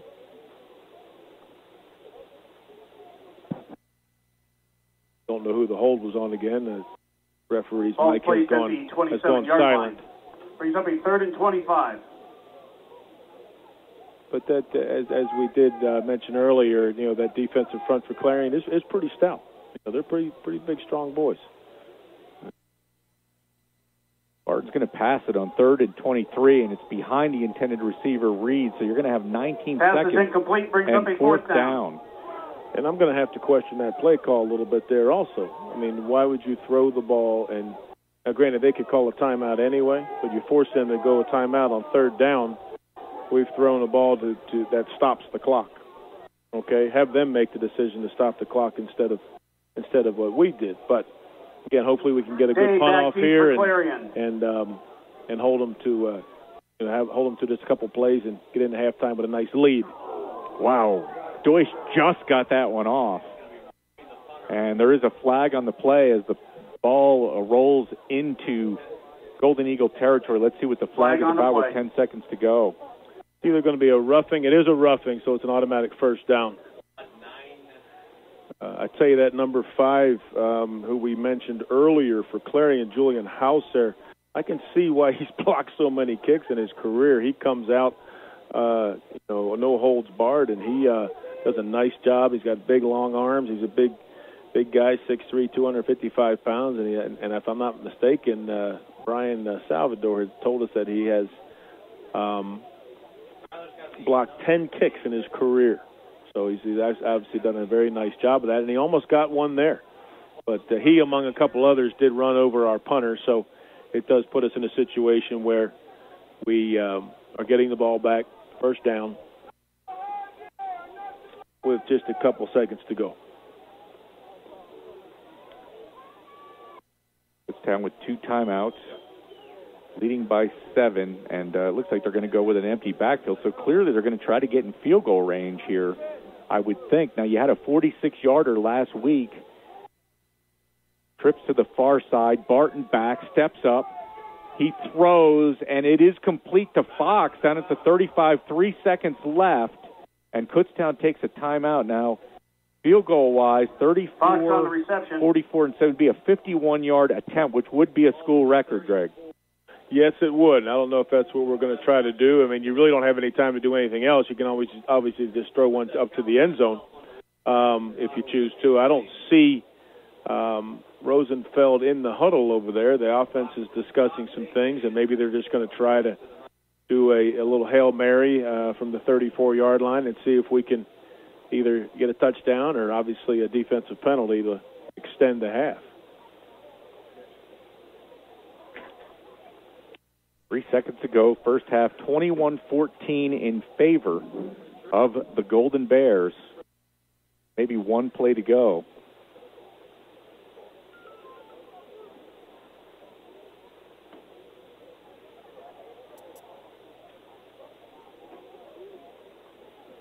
Offense is staying on the field, man. We're going to try one play to see if we can get one down there.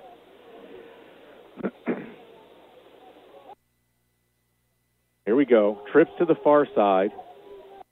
Barton out of the shotgun, being pressured, steps up, throwing deep down the near side. A leap, and it touched the fingertips of Kellen Williams, but falls incomplete in the end zone, and that's going to do it for the first half of play. A good effort there.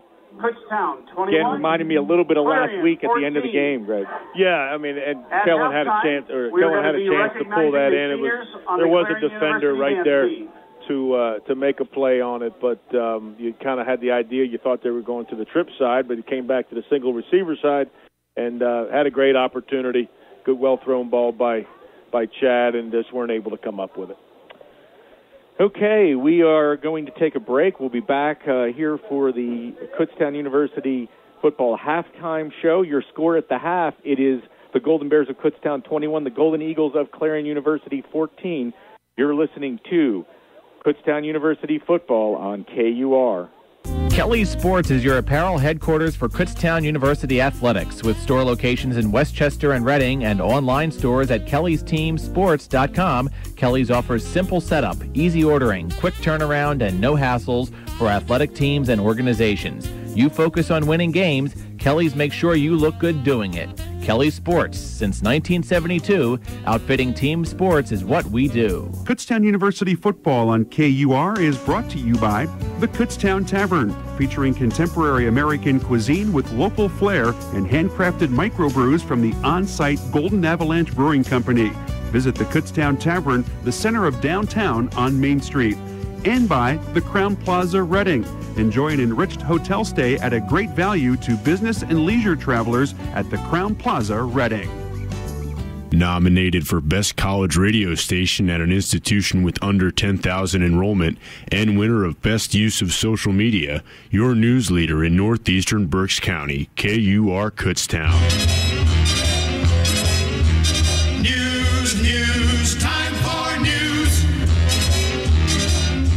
The KUR News Time is the top of the hour. I'm Mike Regensberger. Geography Awareness Week is coming up, and Kutztown University's Department of Geography will sponsor several events in honor of Geography Awareness Week, which is recognized annually during the third week of November. This year, the theme is the future of food. The week will kick off with a bake sale, which will be held from 9 a.m. to 1 p.m. on Monday in the BAME lobby. Students will be able to purchase a treat and coffee while learning about why geography is important. On Tuesday, November 18th, KU alumna and Executive Director of the Berks County Agricultural Land Preservation Board, Tammy Hildebrand of the class of 1997, will speak about her experiences at 11 a.m. in the Graduate Center, Room 2. Wednesday, November 19th, is National Geographic Information Systems Day, the annual salute to geospatial technology and its power to transform and better our lives. KU's Department of Geography and the Geographical Society will welcome back to campus KU alumni Beth Berkovich, a certified GIS professional with the Berks County Planning Commission, and Laura Kaufman of Klunk and Millen Advertising. Berkovich and Kaufman will discuss how GIS can impact your career while making a difference in the world around you at 4:30 p.m. in BAME Room 262. The week's celebrations will culminate with the screening of the documentary Food Incorporated at 6 p.m. on Thursday, November 20th in BAME Room 261. The screening will be followed by comments and a question and answer session with Dr. Chris Sachi, Director of KU's Environmental Science Program. Refreshments will be served. For further information on any of these events, you can contact Dr. Richard Courtney, Chair of the Geography Department, at courtney@kutztown.edu. That's courtney@kutztown.edu. Checking KUR Sports for details on the final KU football game of the season. Make sure you follow us here on KUR and at kubears.com. Monsoon Mike says, welcome to winter. It feels more like January the past several days, and that kind of weather is not going anywhere. It's Disney Live, Mickey's Music Festival, presented by Yo Kids Organic Yogurt. Mickey Mouse headlines a concert experience jam-packed with hit songs and fresh mixes of Disney classics. Join Buzz Lightyear, Woody, Aladdin, The Little Mermaid, and more than 25 of your favorite Disney friends as they rock the stage. Come join the party and let the music move you. Stonyfield Yo Kids Yogurt is proud to sponsor Disney Live. Celebrate Disney magic of healthy living with Yo Kids. Moms love it because it's organic. Kids just love it. Coming November 21st to Santander Arena. From the KUR Notebook, KUR and Eckhouse Gallery are teaming up to help promote and support the local arts. Noise, an Eckhouse Gallery performing arts event, is being held December 5th starting at 5 p.m. The gallery is welcoming all students and locals to perform or attend. Noise entrance fee is a $5 suggested cash donation at the door. If interested in performing, auditions are being held during open mic nights next Thursday the 20th at their 157 West Main Street location, or submit an MP3 demo via email to eckhousegallery@gmail.com. For late-breaking news, weather, sports, and traffic, sometimes before we can even get it live on the air, make sure you like our award-winning Kutztown University Radio Facebook page or on Twitter at KU Radio. From KUR News, I'm Mike Regensberger. Have a great day. It's Telescopic Topics, a look into the world above us. Have you ever wondered how we as a species were able to perform space travels? Hi, I'm Eric Eldred. All of the manned missions you've heard of would not be possible without the work of their predecessors, animals. Now, I am by no means a Trekkie, but to quote an ever-famous phrase from Star Trek, to boldly go where no man has gone before is something that could be used when space exploration began back in the mid-1900s. We became so fixated on knowing the unknown and to discover and explore that we ended up in an international race to space with Russia.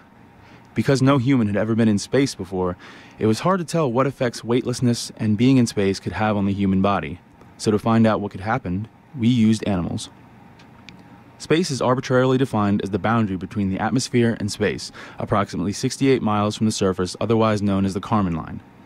If I were to ask someone what animals were the first to be in space, I think it'd be safe to assume they would guess a mouse, dog, monkey, or chimp. If you guessed any of those, you actually aren't far off. The first animals to reach space were fruit flies. On February 20th, 1947, the United States put fruit flies aboard captured German V-2 rockets to study radiation exposure at high altitudes. Much to the dismay of the United States, it was Russia that was able to have a living animal successfully orbit the Earth. Albert II, a rhesus monkey, flew 83 miles into the air on June 14, 1949, but he unfortunately died upon impact after re-entry. But it was in 1957 that Laika, a mostly Siberian husky from the streets of Russia, orbited the Earth. Although due to complications, she died a few days into her trip aboard Sputnik 2. Since then, multiple animals have been used to test the effects of space exploration on living creatures. Since 2011, NASA has put an end to manned missions.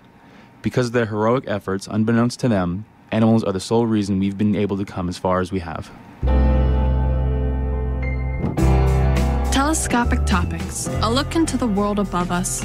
Stay tuned to KUR for more telescopic topics, and for more information or to hear the segment again, click on the Telescopic Topics icon on the KUR website at www.kutztown.edu/KUR. Telescopic Topics is a production of the KU Physical Sciences Department and is recorded by the KU astronomy students in the studios of KUR.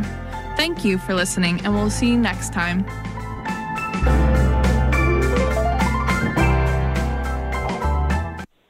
Back here at Memorial Stadium, Matt Santos along with Greg Bamberger, the athletic director at Kutztown University. The Golden Bears leading Clarion by a score of 21-14 at the half. The PSAC, the 2014 football finale for both of these teams. The Golden Bears trying to hold on and finish this campaign with a winning record. Normally, we have a recorded interview from earlier in the week, but we're going to talk a little bit live here today with Greg here in the box with me. We just completed or are just about to complete a very exciting 2014 fall sports season, and the winter sports season is now underway with the men's basketball program having played last night. Greg, just before we get started, we did just learn of some very unfortunate news, and that is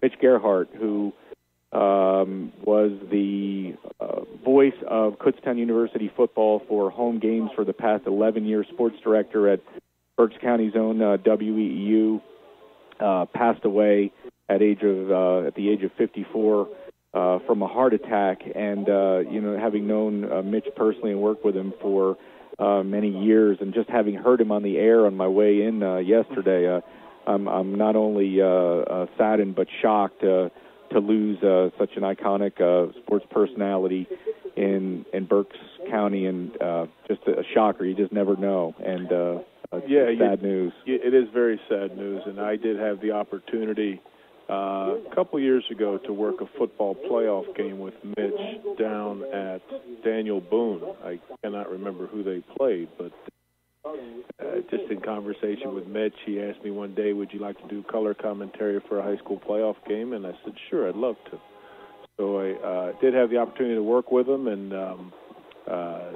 obviously got a chance to know him as he was the voice of the Golden Bears for a handful of years. And obviously our condolences go out to his family and everybody at WEEU, because I'm sure it's a shock to them also.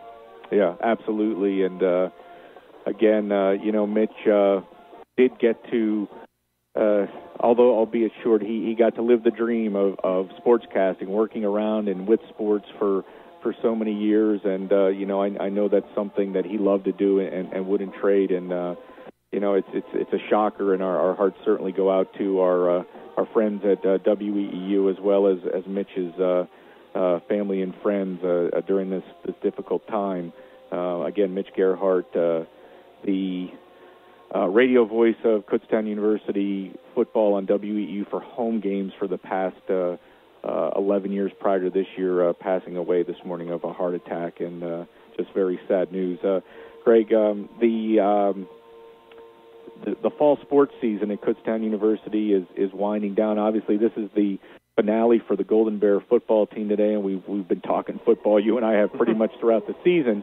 But some definite highlights. The women's soccer team lost a heartbreaker yesterday in the NCAA playoffs, but a lot of good things to take away from that season. Oh, a whole lot to take away from that season. Coach Eric Burstein has got our program to a point where we are an annual contender in the PSAC. We're an annual contender in the NCAA regionals, and as you mentioned, they lost a heartbreaker on penalty kicks yesterday to Cal PA.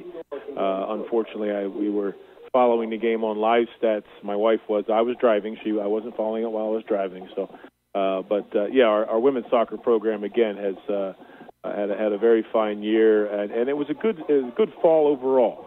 Both our field hockey team and volleyball team both went down to the last weekend to almost qualify for PSAC playoffs. As a matter of fact, our field hockey team lost a three-way tiebreak, unfortunately, Cross country's not done yet. Cross country does compete in the NCAA regionals next weekend, so they will have that opportunity to qualify for nationals. But so they're looking forward to that race next week. I believe it is at Slippery Rock, if I'm not mistaken. And other fall things that have gone on. Some of our teams do play fall seasons. Women's golf team plays a fall season, as does the tennis teams.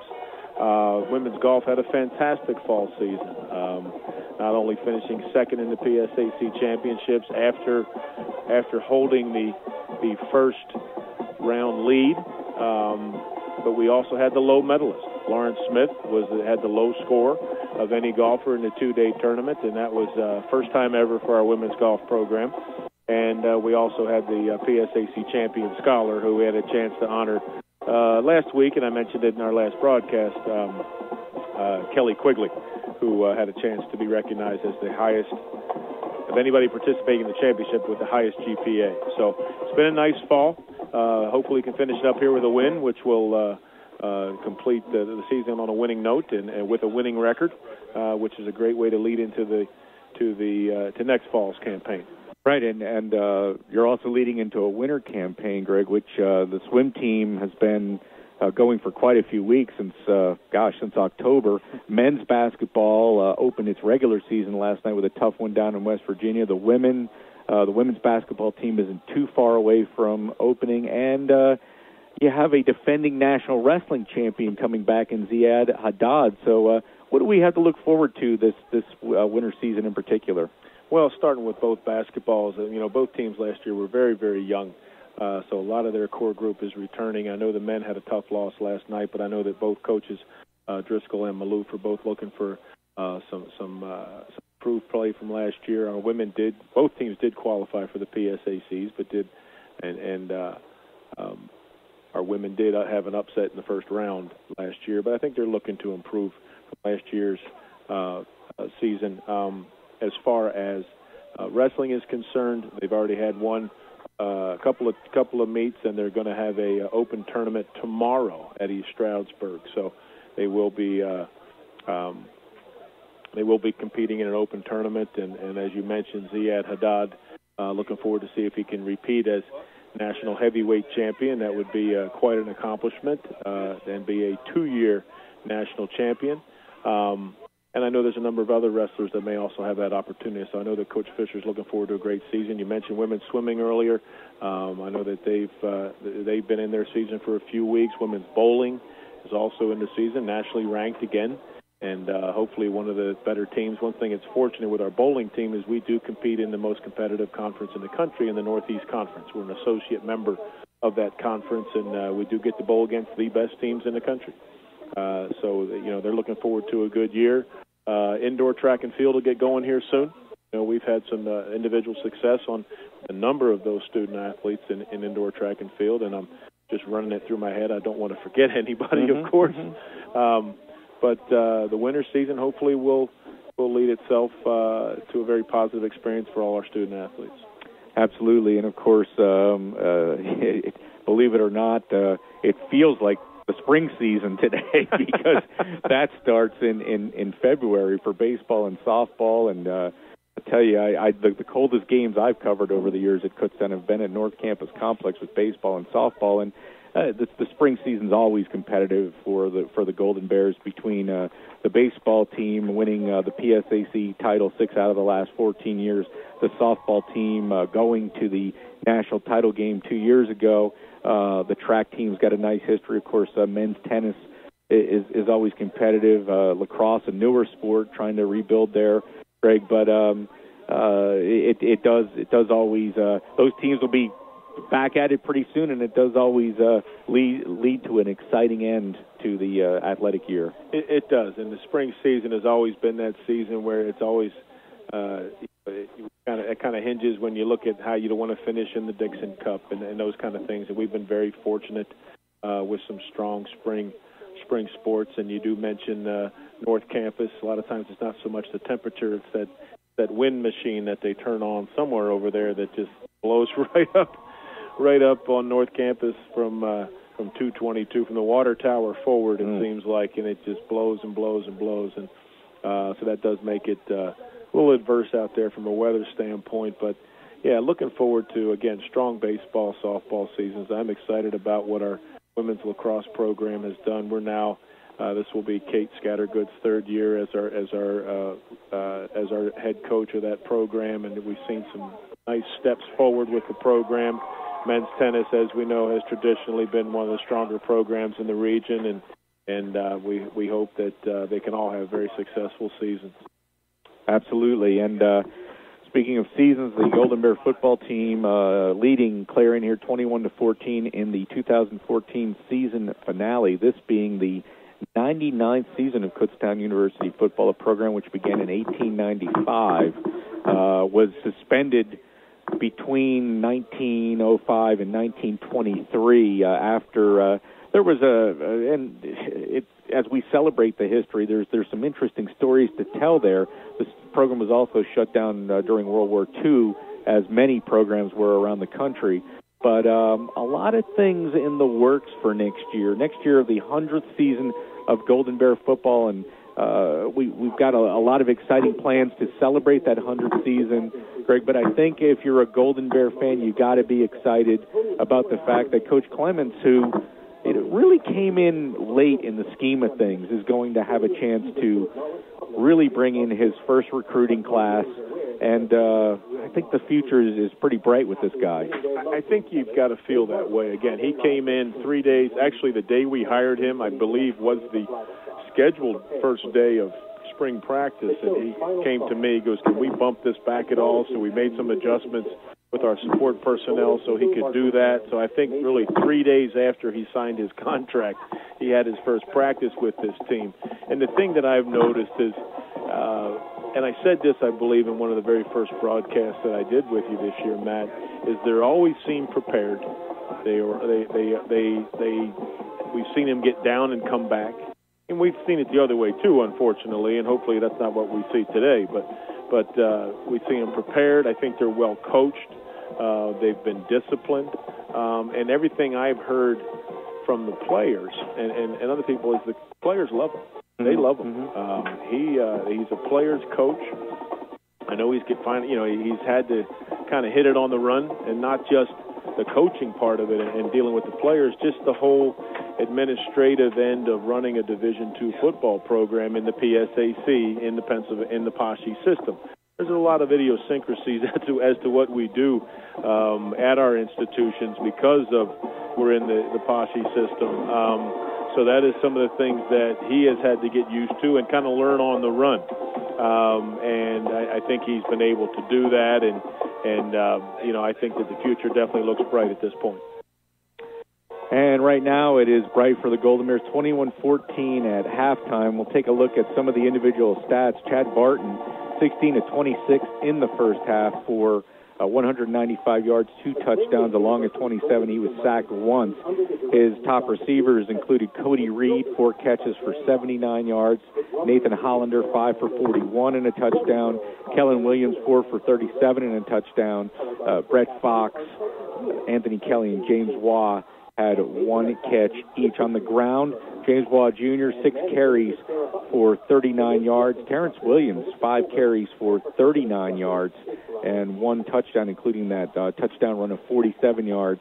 And Barton himself has carried 4 times for 22 yards. Take a look at Clarion offensively. Simmons, the quarterback, is 9 of 14 for 84 yards and a touchdown. Receiving, Dietrich leading the way, 4 catches, 26 yards and a touchdown. That's number 44, the tight end for Clarion, Mike Dietrich. And on the ground, Thomas out of Exeter with 14 carries for 85 yards. So nothing too spectacular. You seeing anything on your screen over there for stats, Greg, that's standing out? Actually, my fancy iPad just updated, so I haven't had a chance to study it as close as you did. But obviously, with Thomas, most of his yards, of course, came on that one long touchdown run. So I think for the most part, we've been able to bottle him up pretty well. Obviously, as I've mentioned a few times this year, We want to see, a lot of things are determined how things go in the first part of the third quarter. Fortunately for the Golden Bears, we get the ball first, and hopefully we can do some things offensively to get that 14-point lead back and maybe even extend it from there. Big-time scores, Division I, Penn State leading Temple at the half 6-3. Elsewhere in the Commonwealth, it's Pitt 14, North Carolina 7. Georgia Tech in the third leading Clemson 9-3. Ohio State at the half over Minnesota 17-14. Duke, your alma mater, Greg, at the half, ranked 21 in the country, leading Virginia Tech by a score of 10-7. It's going to be a close one. Some bigger games later on today. Of course, the PSAC title game. Slippery Rock was leading Bloom at last check by a score of 14-7 at the half. And we're getting set to get underway. One half of football at least to go here in the 2014 season. The Golden Bears with a mark of 5-5 overall with a win today will, of course, finish with a winning season. Jim Clements, the head coach of the Golden Bears, would be the first head coach at Kutztown since 1929 to post a winning season in his first year. The coach that year in 1929 was Ernie Schlesinger, who is a Hall of Famer. He went 3-2-1 in 1929. I don't remember Ernie. No, I don't. Is Slippery Rock 28, Bloomsburg 14. Might have heard that in the background. Just got an update on the PSAC championship game score. Slippery Rock is up 28-14 on Bloomsburg. Again, having had the opportunity to play both those teams, Slippery Rock obviously has been able to control that Bloomsburg offense a little bit, or maybe they've been able to just keep them off the field, because I know that's one thing with Bloomsburg. Once they get on the field, they are hard to get off the field offensively. Well, the sun again breaking through here on this mostly cloudy day. The temperature at halftime, 34 degrees. It's gone up 2 degrees, but it still feels like 29. Here is the return by Serenkowski, who's showing speed coming around the near side up over the 30, and he's chased out of bounds at the 34-yard line. So the Golden Bears will have good field position to start here in the third quarter. Yeah, nice return by Eric Serenkowski. Did a nice job of just getting all he could out of that return. Hopefully the Golden Bears can move this thing down the field and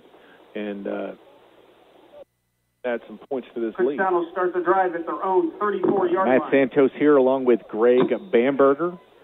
Pat Dietrich back in the studios at KUR, and Kutztown leading Clarion 21-14 here at Memorial Stadium. Moving from our right to our left, here is James Waugh with a nice hole as he takes it to the 43-yard line. Yep, it's all about ball control right now. And again, you've heard me say it probably too many times, that these early drives in the third quarter really determine how things go for the rest of the game. So hopefully we can establish things here and move things forward as we got some static in our ears. 2nd and 7. Here is Waugh again, who carries for a first down up to the 45, and some grinding work there by the Golden Bears. James Waugh pushing his way for a first down. Obviously looks like what Kutztown wants to do here is just establish that run, and we come out aggressively these first two runs. James running hard, offensive line coming off the ball, so I think we were just trying to make a statement here. Empty backfield, 1st and 10 from the 45, trips to the far side. Clarion almost jumped. Barton back to pass. A nice time, and it looked like he was hit as he threw. He was, and it's incomplete. Intended for Williams up at the 48. Yeah, number 92 for Zach Newquist, a big 6'4", 300-pounder for Clarion, came off the edge and around our right side and hit Chad just as he was throwing the ball. 2nd and 10. The ball at the 45. Trips to the far side. 2 receivers to the near side, working for the near hash. Barton back. Fires quickly, and it's incomplete down at the 42-yard line, intended for Anthony Kelly. Yeah, thrown down at Kelly's toes. Good protection by the offensive line. He was open. His ball was thrown short. Thrown down at his shoestrings, and Anthony went down for it, but it wasn't able to come up with it. The small but 3rd down. hearty group of fans on the visitor side have clearly broken out the blankets, Greg. Here is Barton throwing incomplete off the outstretched fingertips of Brett Fox, then at the 44-yard line. And the Golden Bears, although they did move the ball a bit, will have to punt it away. And Clarion, trailing by 7, sees opportunity here. Yeah, I think, number one, you got to make sure of punt protection, because as we've talked about already with Julian Hauser being such a great punt blocker, we have got to make sure to keep him out of there. They're all up on the line of scrimmage here. Deutsch back at his 30. He gets a wobbly kick away, and it's going to bounce at the 24, and it's picked up back inside the 15-yard line, and the Golden Bears make the stop at around the 17. He tried that rugby-style kick. Almost got a nice little kick down towards the end zone, but good job of changing field position. You have him down inside the 20, and hopefully the defense can rise up, hold them to a short one, and just keep this field position game going. As long as we can keep the start in midfield area and they stay down here, advantage is always to that team that has the best field position. Your Golden Eagles will start their drive at the round 17-yard line. 1st and 10 from the 17, 13:43 to go, 21-14, Golden Bears here in the third. Here is Thomas around the right side. He breaks a couple tackles, but he's going to be thrown for a loss of about 1 yard. Yeah, nice pursuit there by the entire Golden Bear defense. Well played initially by Kurt Kenny. Made the initial hit, then forced Thomas to bounce a little bit wider, and then the rest of the defense finished up. 2nd and 11 at the 16.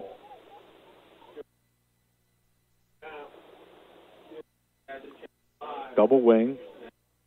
Simmons completes it to the tight end, Dietrich, and Dietrich is gang tackled at about the 21-yard line after a short gain. Yeah, I tell you, he's a hard guy to bring down. We've seen that a few times today. 6'4", 250-pound senior tight end for Clarion. But again, good gang tackling. It took about 3 or 4 of us to bring him down, and they did. Big down here, I think. Big down. Yeah. I think if the defense can come up, make a stop. Again, we've got the field position. Then that offense can figure some things out and finish a drive on the next one.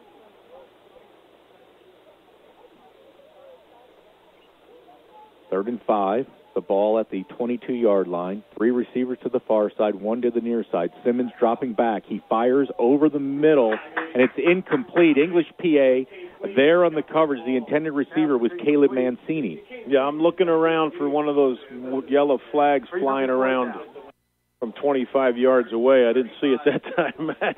But no, well, it was not interference, and English did a nice job of playing the ball and getting his left hand in there and knocking it loose. So well done, and here we are. Cody Reed standing at the 40-yard line to receive the punt. And again, hopefully we can have some good field position and put some nice plays together here. Scott Ayers back inside his 10. There is a high kick that will be taken by Reed, and he is hit immediately at the 42-yard line. No chance to return it. No, probably second-guessing. Fair catch might have been a little better decision, but no, good job by Cody catching the ball, and now we're sitting here again about where we were a few minutes ago when we punted the ball away. 1st down and 10. 1st and 10, Golden Bears the ball at the 42-yard line. 21-14 Kutztown with 12:18 to go here in the third quarter. Slot to the far side, working from the near hash, and Barton will be in the shotgun with back split to either side. He'll fire it out, far side, complete to Williams. Williams is spun down at the 45-yard line after a gain of 3. Yep. Again, I think if you remember from the first half, Matt, where we had our most success is we were really mixing things up, running the ball, doing some quick tempo, throwing the bubble screen, getting it downfield, and hopefully that's we start this drive off with our signature bubble screen and get a nice little short gain. Double wing on 2nd and 7 from the 45. Barton fires. He completes it for a first down, 40, 35, 30, and the ball is fumbled. A scramble for the ball down inside the 30. Who has it? Clarion ball, I believe. Popped right up, right into one of their defensive backs. Just popped up in the air. Not sure how it came loose, if it just got punched out or just some loose ball security, but had a nice gain down to about the 30-yard line, and then before he went down, the ball popped up in the air, and Clarion was able to recover it. Anthony Kelly was the receiver who had the reception and then the turnover, so it'll be Clarion's ball, first and 10 at its own 30. 11:35 to go. Sorry about that. That's okay. Kutztown has not been without mistakes today. The blocked punt in the first half comes to mind. Barton did have an interception in the first half. Here's a handoff. This is Thomas, and Thomas takes it up over the 35 to about the 37, a gain of 7. Nice run on first down. Yeah, again, they were just running that inside zone, and it's one of those plays that's been popular in the sport of football for probably about the last 15 to 20 years, and it's really just giving that running back a ball and let him pick his hole depending on how the defense reacts. So there's really not a specific target. It's really whatever target opens up. 2nd and 3. Here is a handoff to Thomas, and Kutztown is there immediately as the defensive front has the answer. Yeah, Eric Condren was definitely in the middle of that along with Zach Greenwald, and now we have a Clarion young man taking a little rest on his back. Hopefully he's okay. We'll see who that is. Well, that'll give us a chance to take a break. 10:48 to go in the third quarter. Your score, Kutztown 21, Clarion 14. You're listening to Golden Bears football on Kutztown University Radio, KUR. Avalanche, Kutztown University's very own mascot, is available to appear at your event. Whether it's a birthday party, grand opening, or town parade, inviting Avalanche will add in extra fun and entertainment for people of all ages. Also, kids can join Avalanche's Golden Bear Cub Club, which allows them to become junior members of the KU team. Make everyone's experience golden by visiting kutztown.edu/avalanche. Once again, that's kutztown.edu/avalanche. Stop by the new KU campus store or Dixon Marketplace any Monday following a KU home football game to receive 5% off KU apparel for every touchdown the Golden Bears score. The Paul Bucks discount is offered win or lose, with a minimum discount of 15% and a maximum discount of 40%. The KU campus store and Dixon Marketplace are divisions of the nonprofit affiliate of Kutztown University, KUSSI. All purchases benefit KU students. 10:37 to go in the third quarter, 21-14 Golden Bears. The third down pass is incomplete. It was intended for number 83, Matt Lehman, on the far side, right at the marker. But no luck, and Clarion will have to punt it away as Cody Reed drops deep again for Kutztown. Yeah, again, so far this half, we've seen some good things out of the offense, but obviously that turnover kind of puts a little negative on it. A short punt, and it lands at the 35. It takes a Clarion bounce and will be downed at about the 28-yard line. Could have been the 27, Matt. You saw it spinning on the ground. It spun to the 27 and then back to the 28, and the Clarion guys just kind of looked at it. So that's fine. We'll take the yard. A yard can make a difference, just like we found out last week that a second can make a difference. Sure can, yeah. In that Shippensburg game. 21-14 Golden Bears with a 1st and 10 at the Kutztown 28. Moving right to left here in the third quarter. Trips to the far side, one receiver to the near side. Barton out of the shotgun. He'll hand it off, and that is James Waugh, who gets nowhere as he's thrown back. No, there was not a whole lot there. He tried to cut it back behind it, and number 5, Hauser, was there to wrap him up. Slippery Rock leads 28-17. And that's one of those plays. Hauser, as that defensive end, you like to think he's got to either play the run or he's got to play the bootleg of the quarterback, and they're not respecting the Chad as a running threat. So they just close down and squeeze on the run. 2nd and 10, Barton fires it over the middle, hits his receiver in the hands, Brett Fox, but incomplete up at the 45. Yeah, that hit Brett right in the chest. That's unfortunate. It's one that we obviously have seen him catch 100 times, so that would have been a nice gain to midfield, but now we're sitting here again, a 3rd and 10 situation. 3rd and 10, the ball on the 28-yard line. 9:49 to go in the third quarter. Kutztown leading by 7. 5 receivers working from the near hash. Barton dropping back, being pressured, and he is sacked back inside the 20-yard line. It'll be 4th and long. Yeah, when you're in obvious passing situations, you give yourself, obviously from a defensive standpoint, they can just tee off and go. And that's what they did that time. I didn't see exactly how Hauser got through there, playing on our left tackle, Jordan Morgan, but was able to get through and get pressure. Deutsch with a high punt that is going to be down at about, it's at the 45-yard line? Well, they marked it at the 47. I'll be honest with you, you caught it at the 48 because it's right in front of me. But that's where they marked it. It was on this side of the 50. It was not, obviously, a very, very far punt. Actually, from the point we started that drive, there's a 4-yard change in yardage. The wind isn't that fierce. There is certainly a wind that looks to be blowing across the field, but clearly that ball got caught up. And Clarion has great field position now at the Kutztown 47, down by 7. Simmons play action, dropping back with a lot of time, has a man open on the far side, and it is complete down at the 22-yard line. That is Mancini. Matt Lehman on the reception. I think the Clarion fans were looking for a late hit, and I'm not going to say I don't disagree with them. We did hit the young man after Darrell Mintz hit him after he was out of bounds, but officials didn't see it that way. That was Matt Lehman on the reception, Greg. And there was nobody near him. Here we go now, 1st and 10 at the Kutztown 22.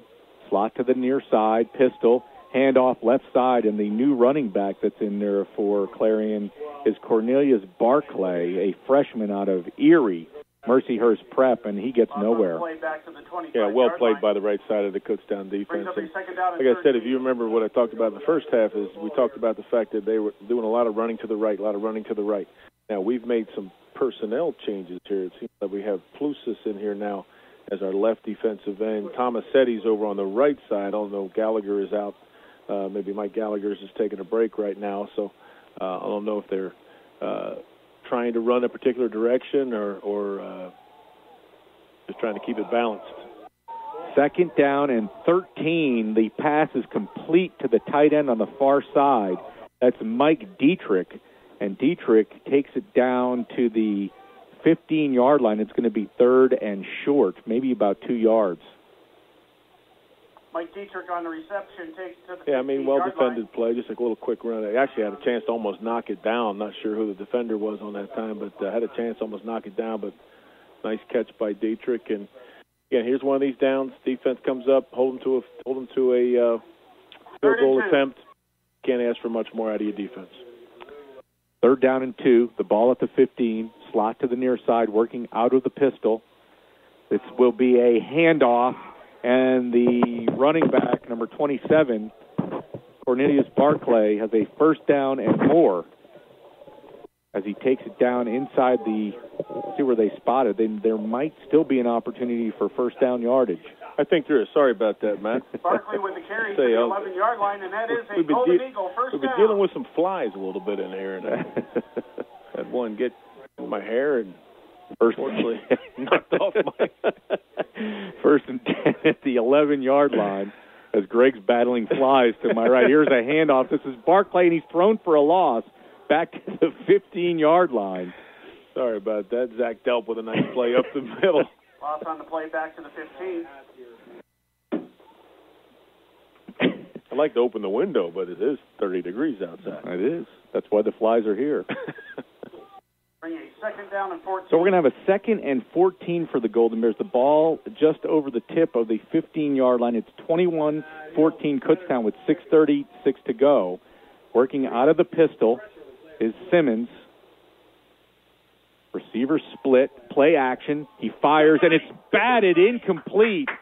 Mike Tomasetti, or Ronnie Tomasetti on the near side, incomplete. Yeah, nice job by Ronnie Tomasetti getting his hands up because the receiver was quite open. Also third So quarter. now you have a big third down Edinburgh 0. and 14, the ball at the 15. Third quarter. Mercyhurst 21, Shippensburg 14. At the half, Slippery Rock 28. Clarion is clearly in field goal range here, but would like to get 7. They will go with a 4-receiver set, working from the near hash, 3 to the far side. In the pistol is Simmons with Barclay as his sole setback. He drops back. Good pressure by Kutztown. Looking for the screen. It's picked off at the 25, 30, 35, 40. That is Zach Delp, I believe, who brings it up over the 45. A big play by the Golden Bear defense. Yeah, well played by Zach Delp. He read it perfectly. It was screen pass all the way. Zach went outside and stood right in front of the running back, and quarterback threw it right to him. I mean, he didn't have much choice but to catch the ball. But nice job by the defense, coming up big after our last turnover. Now the offense has got to put a few plays together here. We've had a few, but we just got to complete some drives. I mean, they're giving us the opportunity. We've given them some opportunities, and we've taken it away from them. So we've got to do something to maintain a drive here and get that lead back to a 14-point lead. A one-scored lead is not very comfortable in any game. Yeah, it was getting a little tense there with Shippensburg really on the door, or Clarion on the doorstep. Lockhaven 7. First and 10, Golden Bears at the 46. Slot to the far side. Barton working out of the shotgun. 6:16 to go in the third. Kutztown leading by 7. Here is Terry Williams on the handoff. He has a touchdown today. He goes around the right side and picks up about a yard. Yeah, I mean, it's a play. It's just a zone play, and it gets bounced out actually to somebody that's not blocked. You know, it's an unblocked defender in that situation. So a lot of times you may design plays that way. And it's a matter of, okay, you have faith in your running back making somebody miss, without a doubt. And we've seen Terry Williams do that quite a bit this year. 2nd and 9 from the 47. Empty backfield working from the far hash. 3 receivers to the near side. Barton dropping back. Barton, it's knocked down at the line of scrimmage, incomplete. Yeah, good rush there by Hauser. He's definitely one of the better defensive players that I've seen this year. He did a very nice job of getting past the offensive line and getting his hands up on that. Third quarter, Ohio State 17, Minnesota 14. 3rd down and 9 now for the Golden Bears. Georgia Tech 19, Clemson 3. Trips to the near side, 2 to the far side. Barton dropping back, going deep down the far side, incomplete over the head of Kellen Williams. Pass is incomplete, brings up it really weren't open very much. I mean, that defensive line for Clarion is just teeing off right now. We have got to find Virginia Tech 7. I got to find a way to just keep them off balance a little bit. You know, they're teeing off on pass plays, and our offensive line's having a little tough time with them. And we haven't, again, been able to establish the run like you'd really like to. 4th down. This time Deutsch gets a nice high punt away. A fair catch is called for back at the 5-yard line by the return man, looks to be number 28, Travis Day. And I'm wondering at that point if you just don't let that ball go, because that might have easily rolled through the end zone. Absolutely. I mean, the old rule of thumb used to be, you used to tell your punt returner, you stand on the 10-yard line and you don't back up. Now, I don't know if that's still the rule these days. I haven't coached in almost 15 years, but that's been the rule in the past. You stay on the 10-yard line, but some of the punters have gotten so good at putting that reverse spin on the ball. Sometimes you may want to go back to the 5, but that's one there. They just gave up 15 yards of field position by catching the ball. 1st and 10 from the 5. Slot to the near side. Here is a handoff.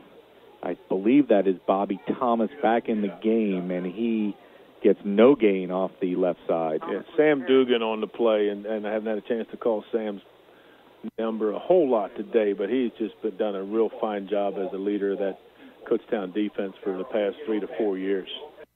Made a nice play for a no gain, and I believe that is Thomas back in the game. 2nd down and 10, the ball at the 5-yard line.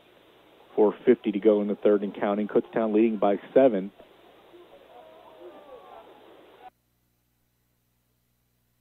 Simmons in the end zone, flips it out complete to his running back Thomas, and Thomas brings it up over the 10-yard line. It's going to be 3rd and about 5 yards. It gets it up to about the 10. So again, they're letting some rushers come. You see us bringing some pressure. Instead of that running back going in there and blocking somebody, they just take him out free. Well, what you're doing is you're basically throwing a hot route to your running back. And when you do that, someone else has to come off of who they're covering to make the tackle. And they've done that quite a few times, sometimes successfully and sometimes not. So, again, key time right now for the defense to come up with a stop. 3rd and 5. Simmons back with pressure. He dumps it off, and it looks to be complete to Gage Clark over the middle. It's going to be near the stick, but maybe a little short from what we're seeing here. Clark on the reception.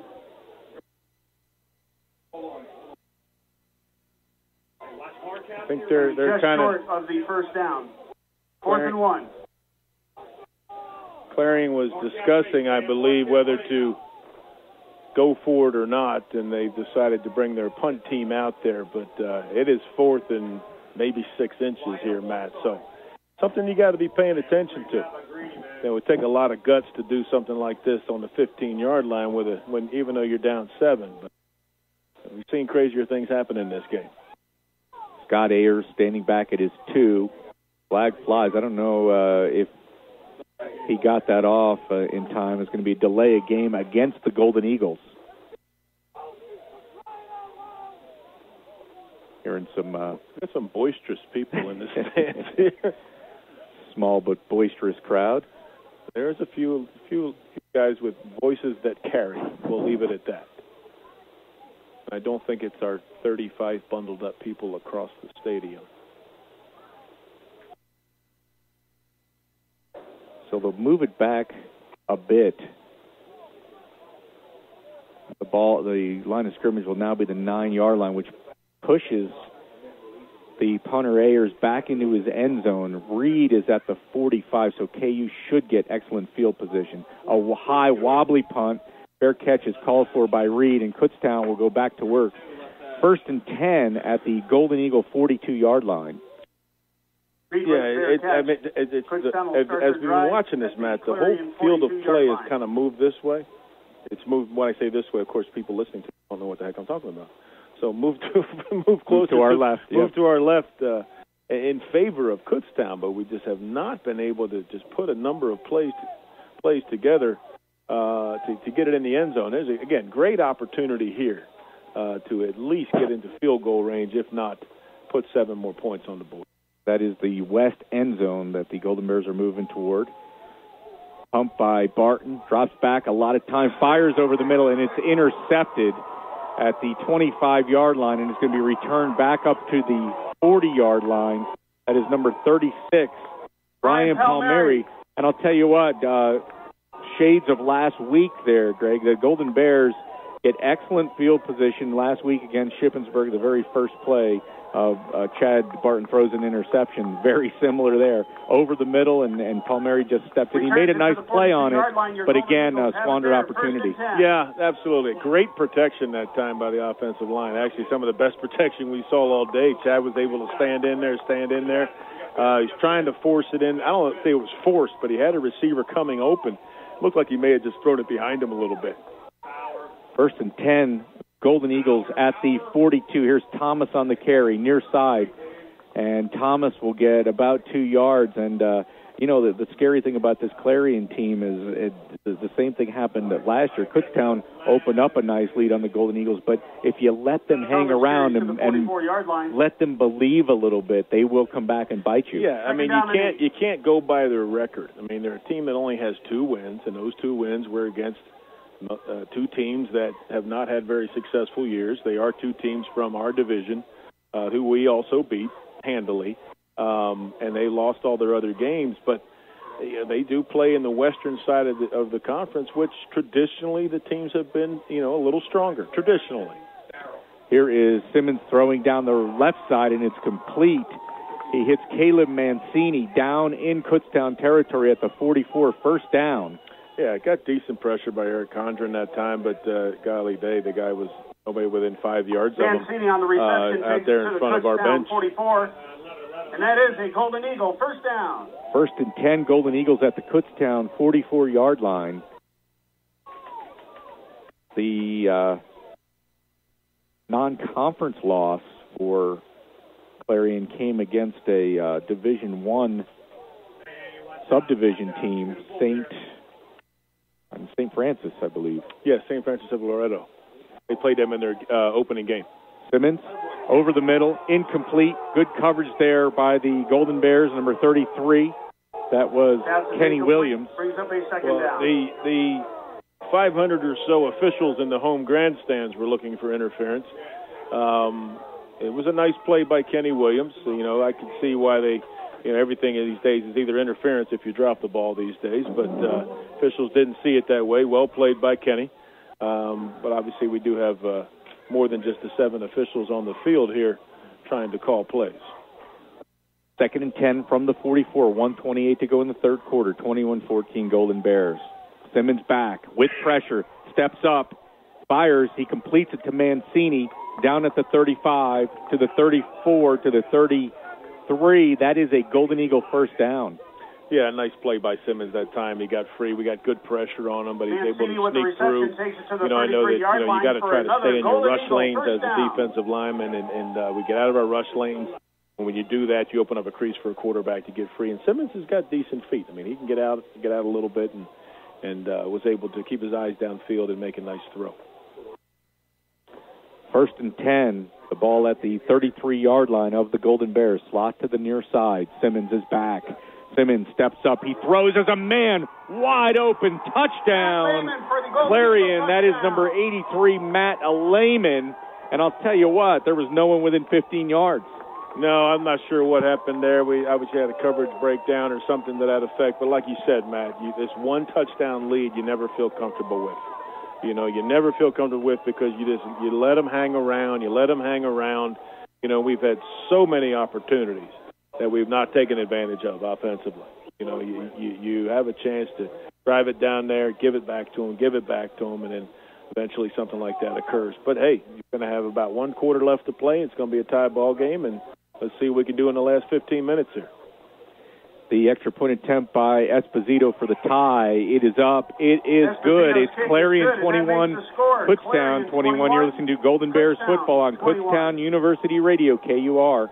Osgood's Neighborhood Grill and Bar is the newest food choice in town. Located just over a mile west of the Kutztown University campus on Kutztown Road, Osgood's features amazing steaks, seafood dishes, fall-off-the-bone ribs, and chef specials, soups, chowders, and chili, pastas and light fare, sizzling starters and salads, and burgers and sandwiches. For information, visit osgoodsbarandgrill.com. It's always good at Osgood's.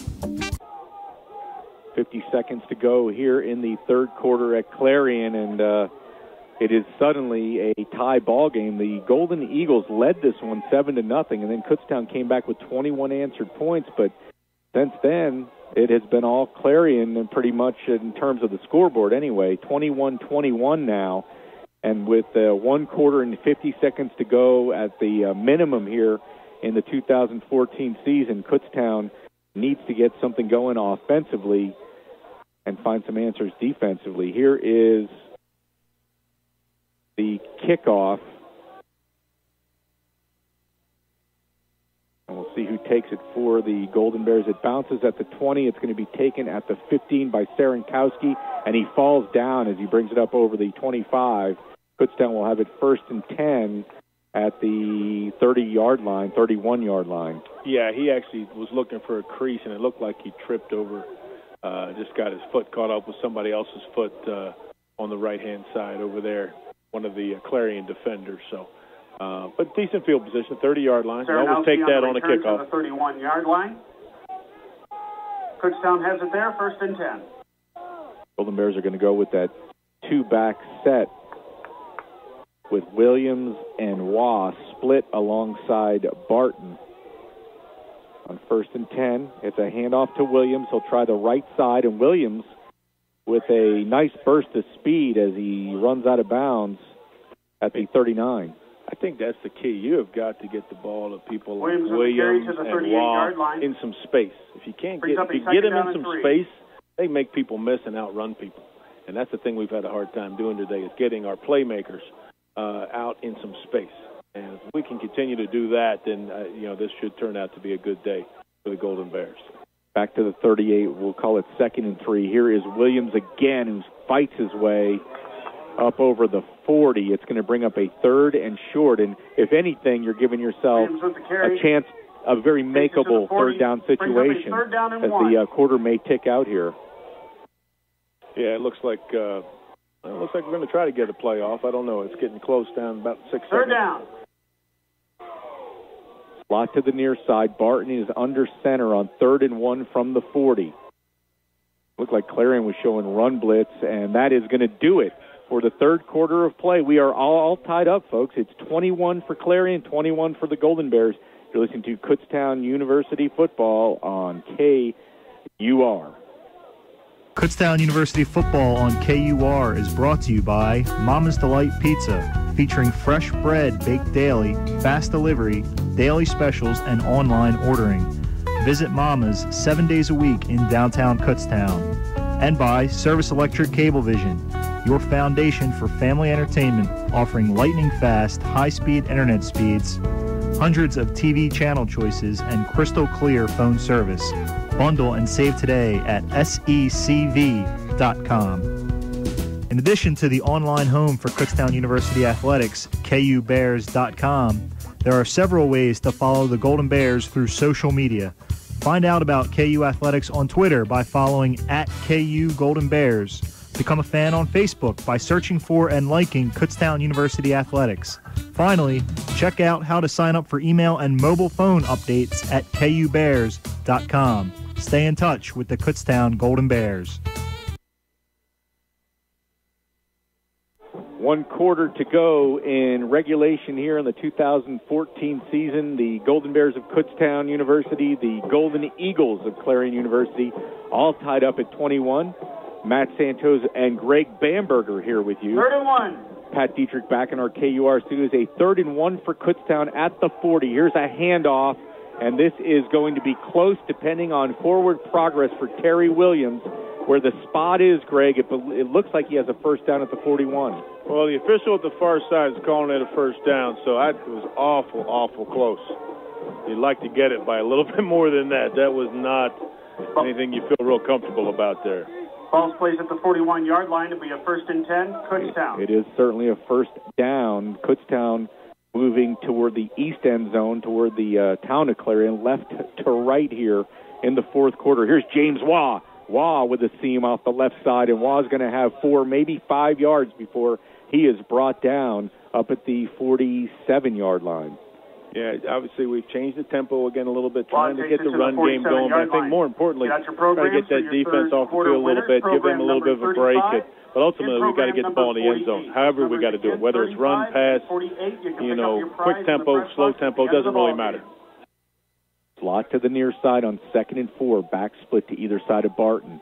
Dropping back, he fires near side, and Kellen Williams brings it in with a nice fingertip catch in Clarion territory. 1st down at the 47. Yeah, very nice catch, and we couldn't see his feet. Obviously, his feet were in bounds because there was no argument from Clarion, and the official called him incomplete there.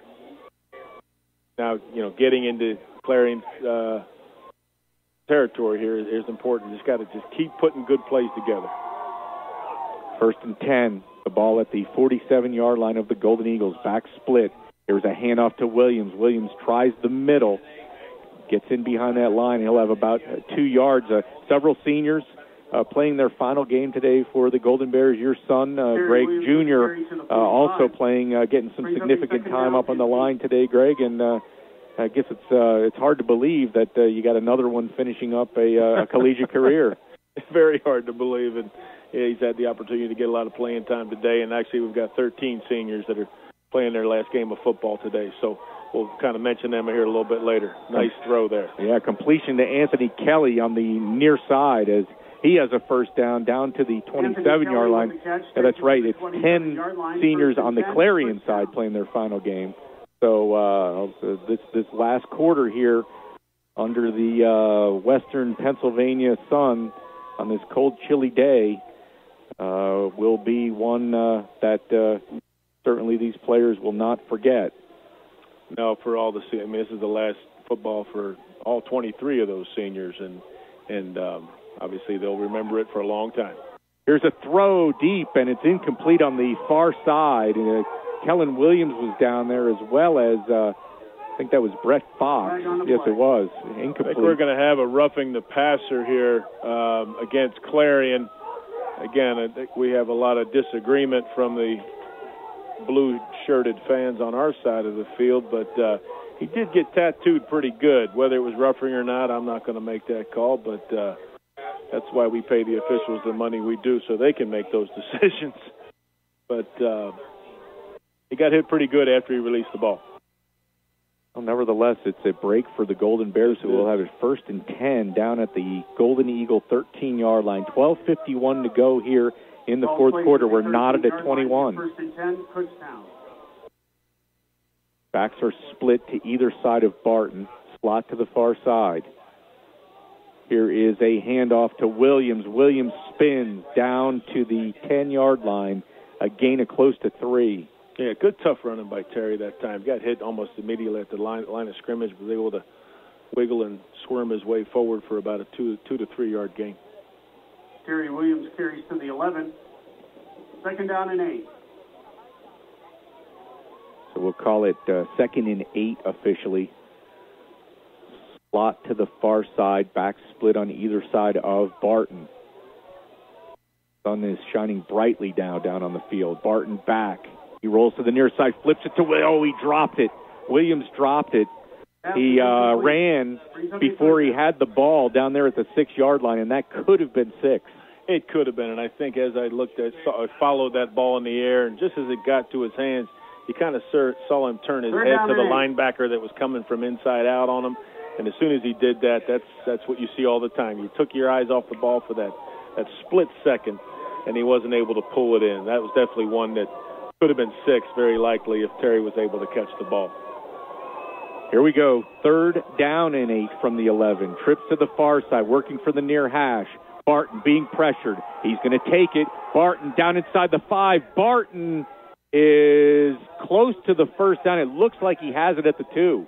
Good hard run by Chad. He wasn't quite sure what he needed to be doing there. He dropped back, got some pressure, started looking around, looked back up for some receivers, and then eventually he said, you know what, heck with it, I'm just going to run it, and almost knocked it in the end zone. Took a nice hit. Obviously, you'd like to see your quarterback get down, but it's not like we've got to be prepared for a game next week. So, you know, Chad was giving up his body and doing what he could to get the 1st down, and he did that. So now we got to see if we can punch this in here.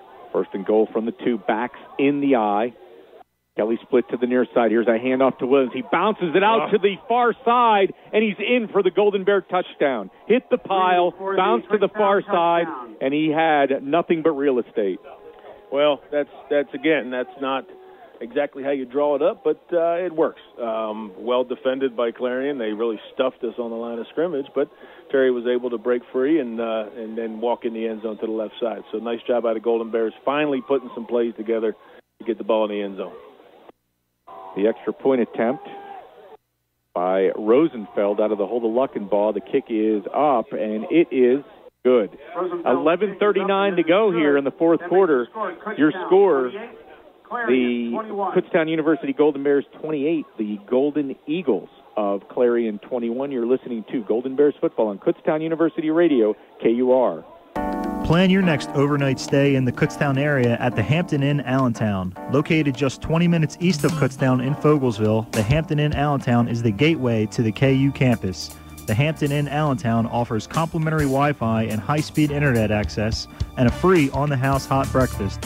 For reservations and information, call 610-391-1500 or visit HamptonInnAllentown.com. That's HamptonInnAllentown.com. A 2-yard touchdown run by Terry Williams gives the Golden Bears a 28-21 lead with 11:39 to go here in the fourth quarter. Williams on the day has a couple of touchdown runs. One was a longer distance, 47 yards on the day, 12 carries for 56 yards. Waugh with 10 carries for 56 yards. And Rosenfeld will tee it up to kick it away to Clarion. Still a lot of time left in this one.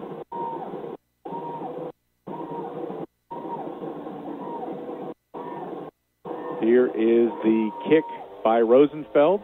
It'll be taken over at the 8-yard line and brought out up over the 15, 20, 25, 30, 35, near side, 40, 45, up over midfield. And we've seen that happen quite a bit this year. Kutztown, Jaron Moorer for Clarion on the return, but Kutztown's kick coverage team has, it seems like every game has had a breakdown. Well, it seems that way. I don't know. I know that we had trouble early, and then we just had Andrew Deutsch at the time, who was the kicker, just do some squib kicks there. It looked like we were going to really get him down there quickly. Then he just found a little crease and turned it up for about a 30 to 40-yard return. So puts our defense in a tough situation, but they've been able to respond most of the time this year. Bobby Thomas is the back. Working out of the pistol is Connor Simmons, and he just throws it away down the near sideline. He had some pressure, incomplete second down. The ball is at the kicker, Phil Esposito, caught that on the sideline. Nice job. Okay. As he's warming up in the kicking net. The ball is at the 49-yard line of the Golden Bears. 2nd and 10, 11:23 to go, 28-21 Kutztown. Slot to the near side out of the pistol. Simmons will hand it off to Thomas. Thomas right side. The Golden Bears are all over him and throw him for a loss. Zachary Delp leading the charge. Yeah, Zach Delp, Zach Greenwald, all the white shirts were there knocking him for a loss. Big down right here. 3rd and 14. We saw ourselves last week get in these situations, and unfortunately for us, Shippensburg was able to convert today. This is a huge down right here. If we can stop them here, force them to punt, then hopefully put together some plays offensively and really try to put this thing away. 3rd and 14. Trips to the far side, one receiver to the near side. Simmons out of the pistol, dropping back, fires out on the far side. Incomplete. It was a leaping attempt short of the first down marker by Moore. Good coverage there defensively for Kutztown. Yeah, great coverage by Kenny Williams, I believe. Yeah, Kenny Williams made a nice play on that.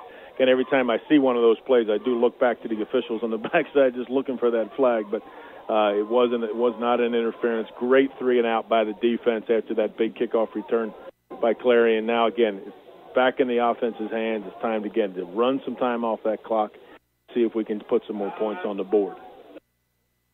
Scott Ayers to punt it away. Cody Reed deep for the Golden Bears back at his own 10. A wobbly, low punt that's going to take a Clarion bounce at the 25 and roll inside the 20 down to about the 15. And that's where the Golden Bears will go back to work, 11:03 to go. Leading by 7, 28-21, and some insurance here would be a good thing. Yes, it would. Again, we sweated through that one touchdown lead for most of the second quarter and the whole third quarter. Unfortunately, that Clarion had the opportunity to tie the game up, and you really don't want to play the rest of the game that way, where you're just worried about somebody busting loose on a big play or something like that. So see what we can accomplish on this drive. 1st and 10, the ball on the 16-yard line. Here is a handoff, and this is Waugh. Waugh takes it up over the 15, up over the line of scrimmage, which was the 16 to the 17, gain of 1. In the third quarter, the score in the PSAC football championship game is Slippery Rock 28, Bloomsburg 17. Gain of 1 on the play. 2nd and 9, the ball at the 17. Trips to the near side, working from the far hash, one receiver to the far side. Barton, out of the shotgun, steps up. He throws and completes it up at the 31-yard line to Anthony Kelly, 1st down. Nice throw by Anthony. Nice job by Chad, also avoiding some rush up front. Had some rush come off the right side a little bit. He stepped to the side, stayed in the pocket, made a nice throw to Kelly for the 1st down. Division I action. Penn State leading Temple 20-13 in the third. and Pitt leading North Carolina 21-19 in the third. 1st and 10 from the 31. Slot to the near side, back split to either side of Barton. He'll roll this way, shovel pass complete, and a seam up over the 40, up over the 45 goes Terry Williams. A nice play. That was a nice play. I don't know if I've seen that this year. In the games that I've hadn't watched every play of every game, but that was a nice little play, nice little crease, and actually a good way for Chad to get his passing stats up also. Where is he on yards today, Matt? 21 of 39, 263 yards, 2 touchdowns, make it 22 of 40 now, 277 and 2 touchdowns. Here is flags fly. Flag on the play. And the reason I ask is as we looked at preparing for this game, we talked about the stats that Chad has been able to accomplish, but obviously with the stats he's had so far today, he has moved into having one of the top 5 yards passing season in the history of KU. The top 2, of course, are All-American Kevin Morton. The next 2 is Andy Briault, who you had a chance to see. I didn't have a chance. I did. And the next one on the list is Chad Barton. Yeah, and give credit to Chad, give credit to his line, and certainly a talented core of wide receivers. Absolutely. Barton back, fires, completes it to Williams on the near side. Williams up over midfield, down to the 45, and he's brought down at the 44. Nice job by Kellen Williams. Caught the ball for a 10-yard gain and then got the next 11 on his own. So yards Williams after catch. On the reception takes that's all on 44. Williams on that one. That was a nice job. So far, it's just been a nice drive by Kutztown that started, I think, down about the 15-yard line. We've turned the field position again, which is always a positive offensively.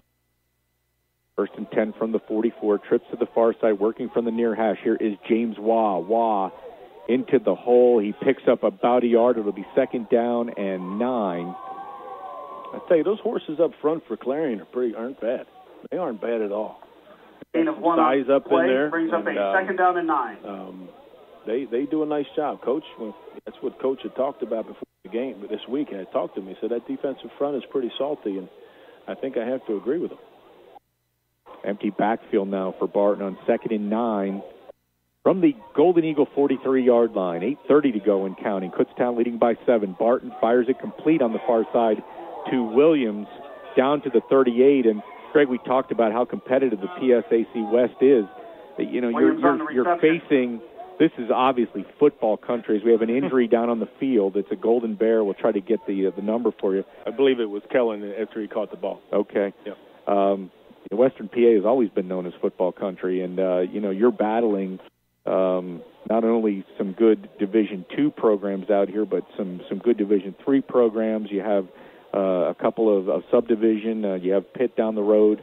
Ohio's not too far away from here. So again, it's a battle. Recruiting is a battle. As we have, what is that? A court jester down in the stands. Like Peter Pan, actually. I don't know who that is. But Clarion is in a unique situation. They're kind of Clarion and Lockhaven are here in the kind of the northwest part of the state, but it's more toward the central. You're not really close to anything, so you gotta probably recruit a little harder here. If you like the outdoors, Greg, Clarion's a great place to come. We're in the Pennsylvania wilds, and you look in the distance here, and I could see a mountain probably, maybe 20 miles away out there that, if you want to go elk hunting or deer hunting or whatever they do up here, or you're an outdoorsman, canoeing, camping, it's awesome Third country. Down and 4. But, it is, Matt, and it is one of the more rural campuses, as opposed to a Westchester or something like that. So, every one of our 14 schools has some uniqueness about them. Absolutely. 3rd down and 4, and we're going to have a timeout called by the Golden Bears. 7:58 left, 28-21 in favor of the Golden Bears. It's going to be a 3rd and 4. Once this timeout, Golden Bears obviously want to talk it over there on the sideline. But again, a lot of unique campuses around the state system of higher education, the PSAC in general, and personally, and traveling the highways and byways of Pennsylvania for the last 23 years, covering Kutztown University football, Greg. It's it's just you always see new and different stuff. We came all the way up on the old U.S. Highway 322 yesterday, and just some amazing little towns in Pennsylvania. Absolutely. It's a very diverse state. I mean, you have major metropolitan areas, obviously like Philadelphia, and then smaller ones like Harrisburg and Pittsburgh and those kind of things. But the PSAC you mentioned earlier about 59. Just have to work a little harder to get students to come to these schools, as people are very well known. The schools have been struggling with enrollment issues. So I'm sure Clarion does have to work a little harder just because they are a little more remote than some of the other campuses. 3rd down and 4 from the 38. Barton. He throws over the middle. Has Cody Reed down at the 15. Cody Reed with a nice catch down the seam, and it's going to be 1st and goal. Kutztown at the 10. Well, I tell you, I was just waiting for that ball to get there. It kind of floated a little bit. Nice play. Nice play. I don't know what his read was on that, but he saw Cody Reed going right down the seam and got the ball to him. So now we're sitting in great shape. I'm not sure. It looks like 1st and goal here on the 10, Matt. So they're going to have to score in 4 plays or cannot get a 1st down where the ball is placed. James Waugh is the setback, lined up next to Barton.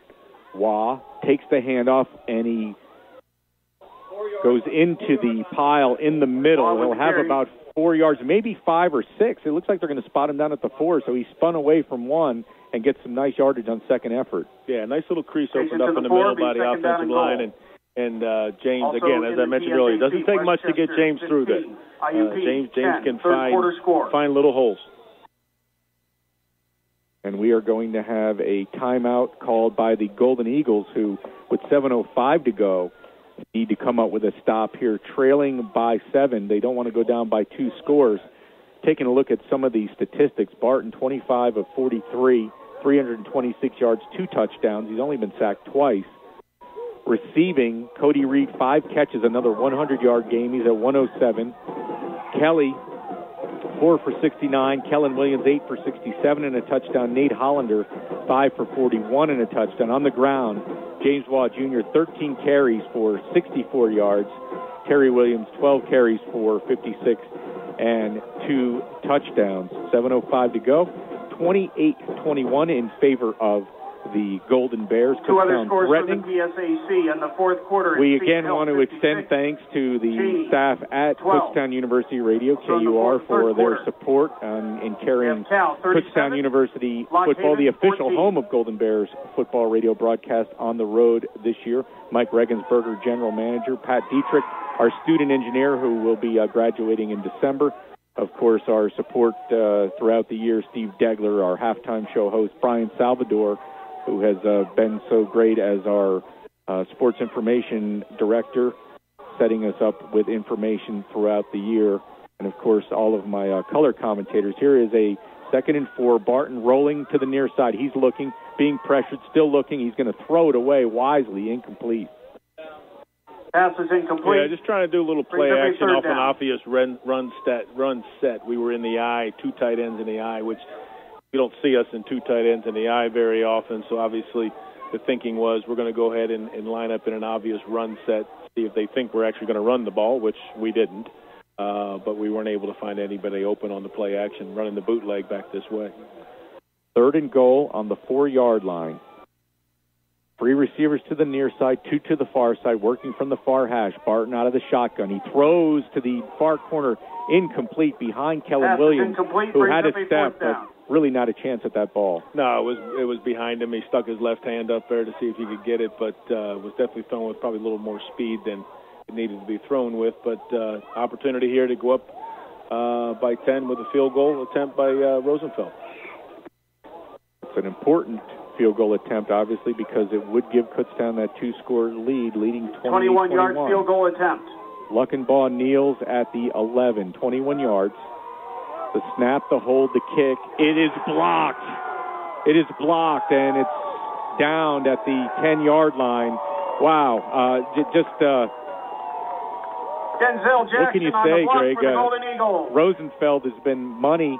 That's really not his fault there, as they got through and blocked it. But a tough situation as now Clarion has new life. Yeah, it is. And I know we had one block last week, but that really was on Rosenfeld. He kicked it real low. This one this week looked like everything was good, but I didn't see where he snuck through, but got through and got his hands on it. So snap was good, hold was good. It looked like a little breakdown in protection, and somebody came shooting through there. Basically, you're looking at an extra point. So it's definitely a makeable Golden field Eagles goal. have it at their own 10-yard line. And give First the and 10. Golden Eagles credit for coming up with the block and keeping this to a one-score game. 1st and 10 from the 10. Slot to the near side. Simmons working out of the shotgun here on 1st down. Simmons fires. He completes it to his tight end, Dietrich, up at the 15-yard line. Yeah, again, you really want your defense to try to come out with another 3 and out here, just like we did the last time. Hopefully they can do that again and get this ball back again about midfield. But again, trying to sweat through these one-touchdown leads is not the way to does age coaches very quickly. I can guarantee you that. And announcers.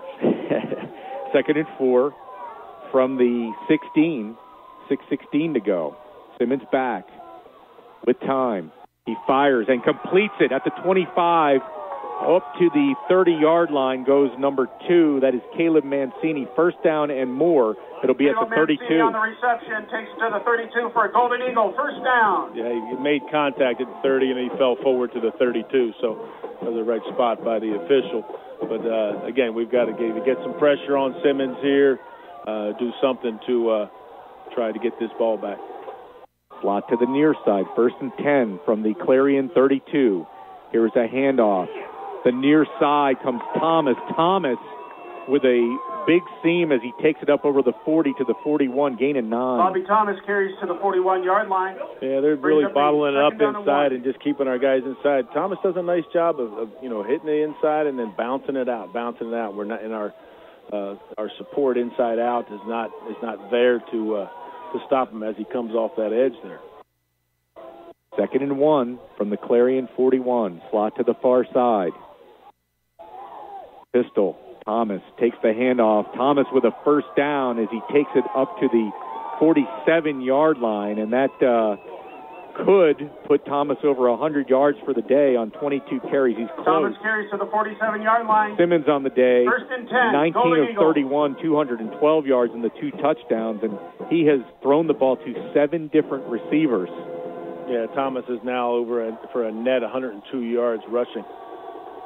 1st and 10 from the 47. Simmons back, going deep down the far side. Lead ball has a man complete.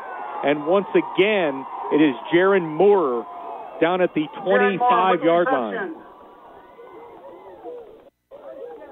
Yeah, he just got open down the seam. To the 24-yard line. Down the sideline. First down. The defensive back came over from inside out. Just wasn't able to get there in time to make the play. Inside 5 minutes. The ball at the 24 of the Golden Bears. 1st and 10 Clarion. 28-21 Kutztown with the lead, but the Golden Eagles threatening here after Kutztown missed a chip shot field goal, had a chip shot field blocked to give Clarion this opportunity. Pressure now. Simmons draws back, gets away from it, and fights back close to the line of scrimmage. He's going to lose about a yard. Had him for an 8-yard loss. 8-yard loss. Something we, had 2 or 3 of us on it. It looked like it might have been a screen pass again because we just came flying through there. But that's a play you got to make. 2nd and 18 is a lot better than 2nd and 10. 2nd and 11. The ball at the 25. Working from the far hash. Slot to the near side.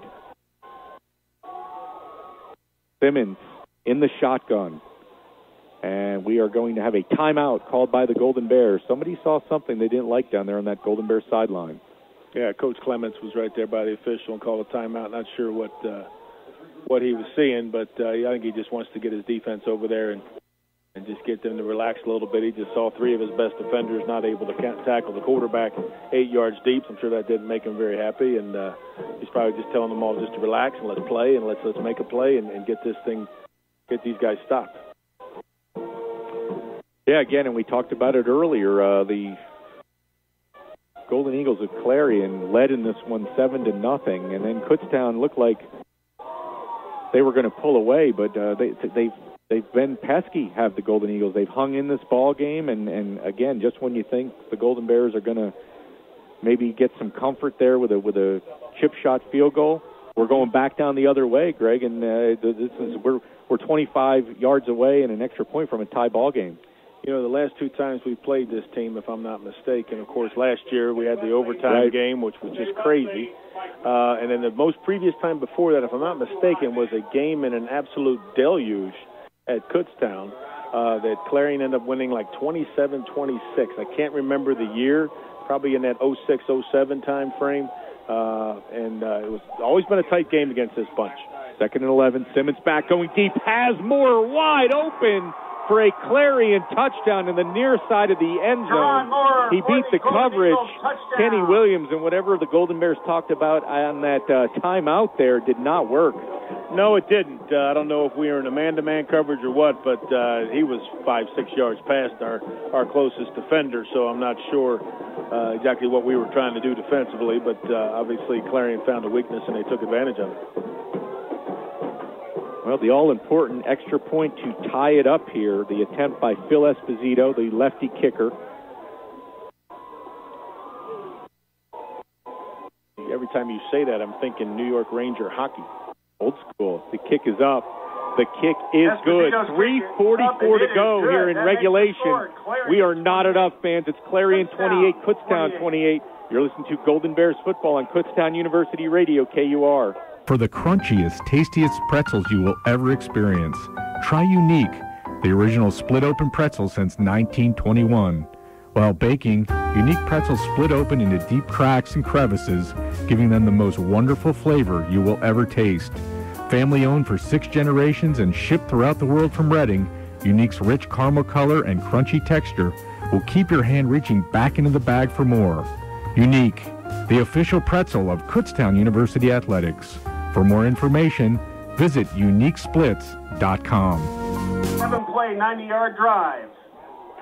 7-play, 90-yard drive, as you hear from the public address announcer. 3:44 to go in regulation for the 2014 season. And Clarion has fought back twice to tie it up after leading early on in this one. It is Kutztown 28, Clarion 28 with 3:44 to go and 1 timeout. There's plenty of time for the Golden Bears to move it back down, but there's also plenty of time for Clarion to come up with a stop and get the ball back. Clarion has 2 timeouts left.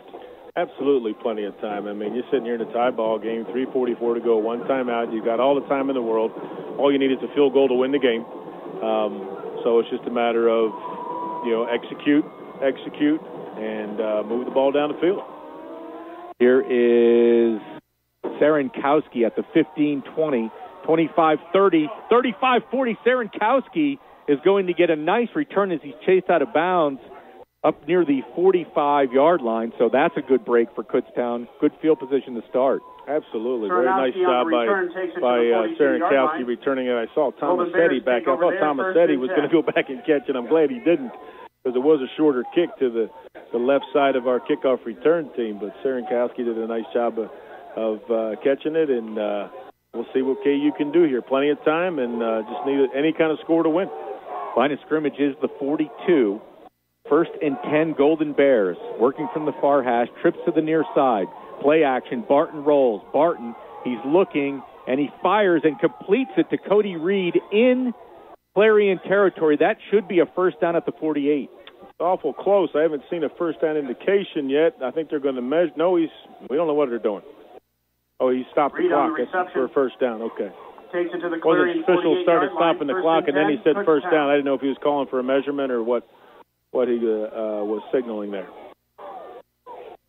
1st and 10 at the Clarion 48. Trips to the far side. Barton fires it out. Williams catches it.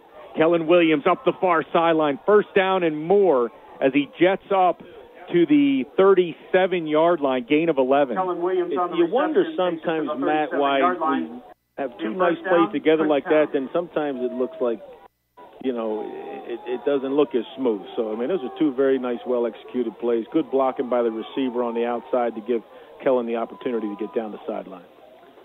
Double wing on 1st and 10 from the 37. Williams is the setback. Barton with time. He's going to throw it away, incomplete on the far sideline. Yeah, I think that was just a good throwaway. He was looking for one particular receiver. I think he was looking for, looks like Anthony Kelly over there, and wasn't open, so he just threw it over his head, which is sometimes the best play a quarterback can make. Just, throw it away. As we used to say when I was coaching, throw it to Joe in the third row. Just get rid of it. 2:56 to go. 2nd and 10, Kutztown at the Clarion 37. Trips near side. Williams in motion. Williams takes the handoff. Williams has a seam. 30, 25, 20. Spins. 15, 10. First down and more. Terry Williams. Boy, you'd like to get him free more often, Matt. When he gets out in some space, he's a very dangerous runner. But the whole key is, as I said before, you've got to get him out in space, whether it's with draw plays or throwing it to him or just getting that offensive line to give him a big enough crease to be able to do it. And that time the line was able to do that. 1st and 10 at the 13. Receivers stacked to either side. Play action. Barton's going to take it himself. He tucks it and takes it down to the 10-yard line. Gain of 3, 2nd and 7. Yeah, not sure what that was supposed to be, to be honest with you, but it did turn into a positive gain.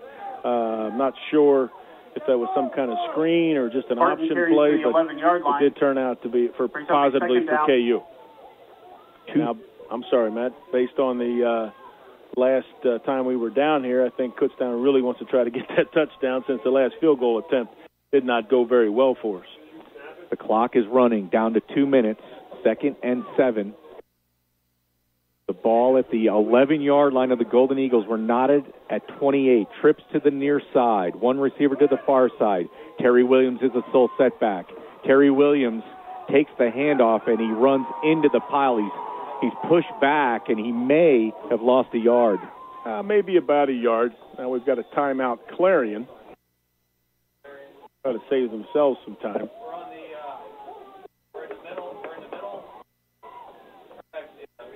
So I don't know if that run play was there to set up potential field goal, since they did run it to the right to get the ball back to the middle. I wouldn't think that was the thinking behind that. Right. Obviously, I believe the thinking was we're going to try to bust one in there again, hit a little crease. But interesting to see what we choose to do here. Again, you can be conservative, I would say, and run the ball. Keep it to make sure you don't have a chance of fumbling, interception or something like that. But what running does for you, number one, you keep possession, keep the ball in the middle of the field, attempt what looks like a very basic field goal here. Should not be an issue, but that's never the case with any level of football. Or do you throw it, and then you take the chance. One, yes, you could get the first down. Two, there's always the interception chance.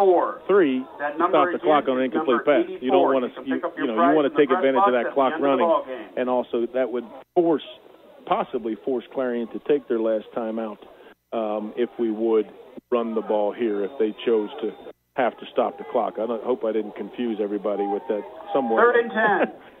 Well, I think you understand what I'm saying. No, absolutely. It looks like we're in a throw formation, but, again, we run out of this set also, so we'll see what we do. Trip to the near side, 3rd and 10 from the 13. Barton back. Barton being pressured. He loses the football, and it's a scramble for the ball. Clarion has the football. Clarion has the football at the 25, or you could get sacked and fumble the football, and then you're really in trouble. You don't even get to try the field goal. Yeah, I forgot to throw that one out there, Matt. I forgot to throw that was the other option. That's unfortunate, because I think there were some people coming open, and Chad wasn't able to get rid of the ball. Hauser with the strip. The Golden Eagles recover. Again, Julian Hauser actually has been the defensive player for Clarion today. That's obviously made quite a few plays. He's definitely has had a nice senior day. But again, 28 all. They've got a long way to go to even have a field goal attempt. So hopefully the defense come up with some stops. 1st and 10 at the 24. We talked about Hauser at the top of the broadcast, and he made waves there. This pass is complete at the 30-yard line. It'll be a gain of 6. That looks to be the tight end, number 44, Mike Dietrich. Dietrich with the reception. Takes it out of bounds at the 30. 1:26 to go. 2nd down and 4 at the 30-yard line. One timeout left for Clarion, one timeout for the Golden Bears. We're knotted at 28. Kutztown twice has had the ball down deep in Clarion territory at a field goal blocked. And on that last series there had the turnover. Barton was hit and fumbled, and it's 2nd down and 4 at the Clarion 30 for the Golden Eagles. Simmons back. Simmons dumps off the pass to Thomas near side. Thomas up over the 30, and he runs out of bounds close to the first down marker. I think he has it. I think he does too, based on the position of the line judge on this side. Yeah, but it's the first down for Clarion. Thomas with the reception takes it to the 35. Good enough for a Golden Eagle first down. 1:21 to go. As bright as it has been all day here at Memorial Stadium. Sun is really shining in from the west. Clarion working from the near hash, working from our right to our left. Slot to the far side. Simmons back. Simmons going deep. It is off the outstretched fingertips of his intended receiver, Matt Lehman, down at the 25. And, whoa, that was too close for comfort. That was much too close. That was almost a tremendous catch by Lehman. You had English PA there on the coverage. But, yeah, that was a little too close there. 1:15 to go. 2nd and 10. The ball at the Clarion 35, knotted at 28. On the line for the Golden Bears is either a 6-5 season with a win or a 5-6 season with a loss. So Kutztown certainly wanting to win this one for the seniors and for head coach Jim Clements. Here we go, 2nd and 10 from the 35. Slot to the far side, out of the pistol. Thomas on the handoff, and the Golden Bears are there defensively. Eric Condren along with Zach Greenwald. Loss of 1. Loss on the play brings up a 3rd down and 11. Do you take a timeout if you're the Golden Bears here? What do you think, Greg? That, Matt. I was just thinking that. I don't know you do it here. Well, Clarion's done it for us. You're thinking wait till 3rd down, and if they have to punt, then take it. That's exactly what I'm thinking. Okay. I'm thinking after this play, I don't know what that was. There's no timeout. It was an official stoppage. Officials respotted the ball. 3rd and 11 from the 34. Slot to the far side. Simmons back. Simmons fires deep down the far side, bobbling the ball. A flag flies. This is going to be probably pass interference down at the 32. The intended receiver was number 80, Jason Moore, and Clarion's likely going to get a first down. Let's wait and see what the call is. I believe that's what it's going to be, interference or possibly holding. I did see some jersey pull there, Matt, so I don't know that I would disagree with that call. Yeah, they did call defensive holding, which is a 10-yard penalty, automatic first down. So it's only going to bring the ball up to the 44, but they do have the automatic first down. 44 seconds remain. 1 timeout for each team. We're knotted at 28.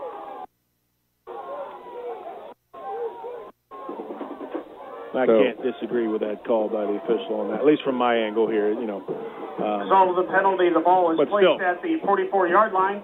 Defense can still come up with some stops. I mean, they got quite a bit to go even to have a good field goal attempt. We saw him have an attempt earlier, which was short earlier in the game. So I'm not sure how strong his leg is.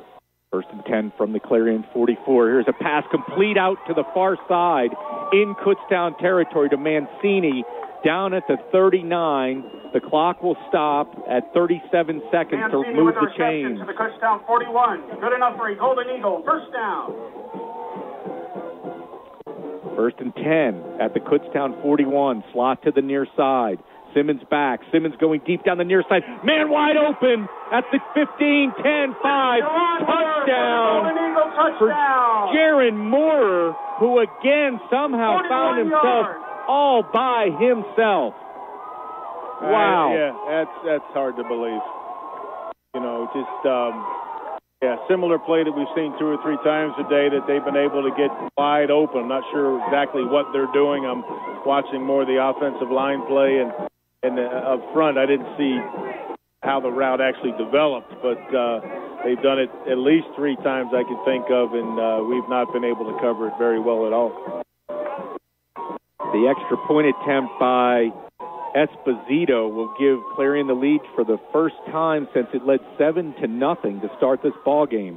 The kick is up, and the kick is good. That makes your score with 24 seconds left in regulation. Clarion 35, Kutztown 28, and the Golden Bears with 1 timeout need a good kick return first and foremost, and then then need some big plays offensively in a short amount of time.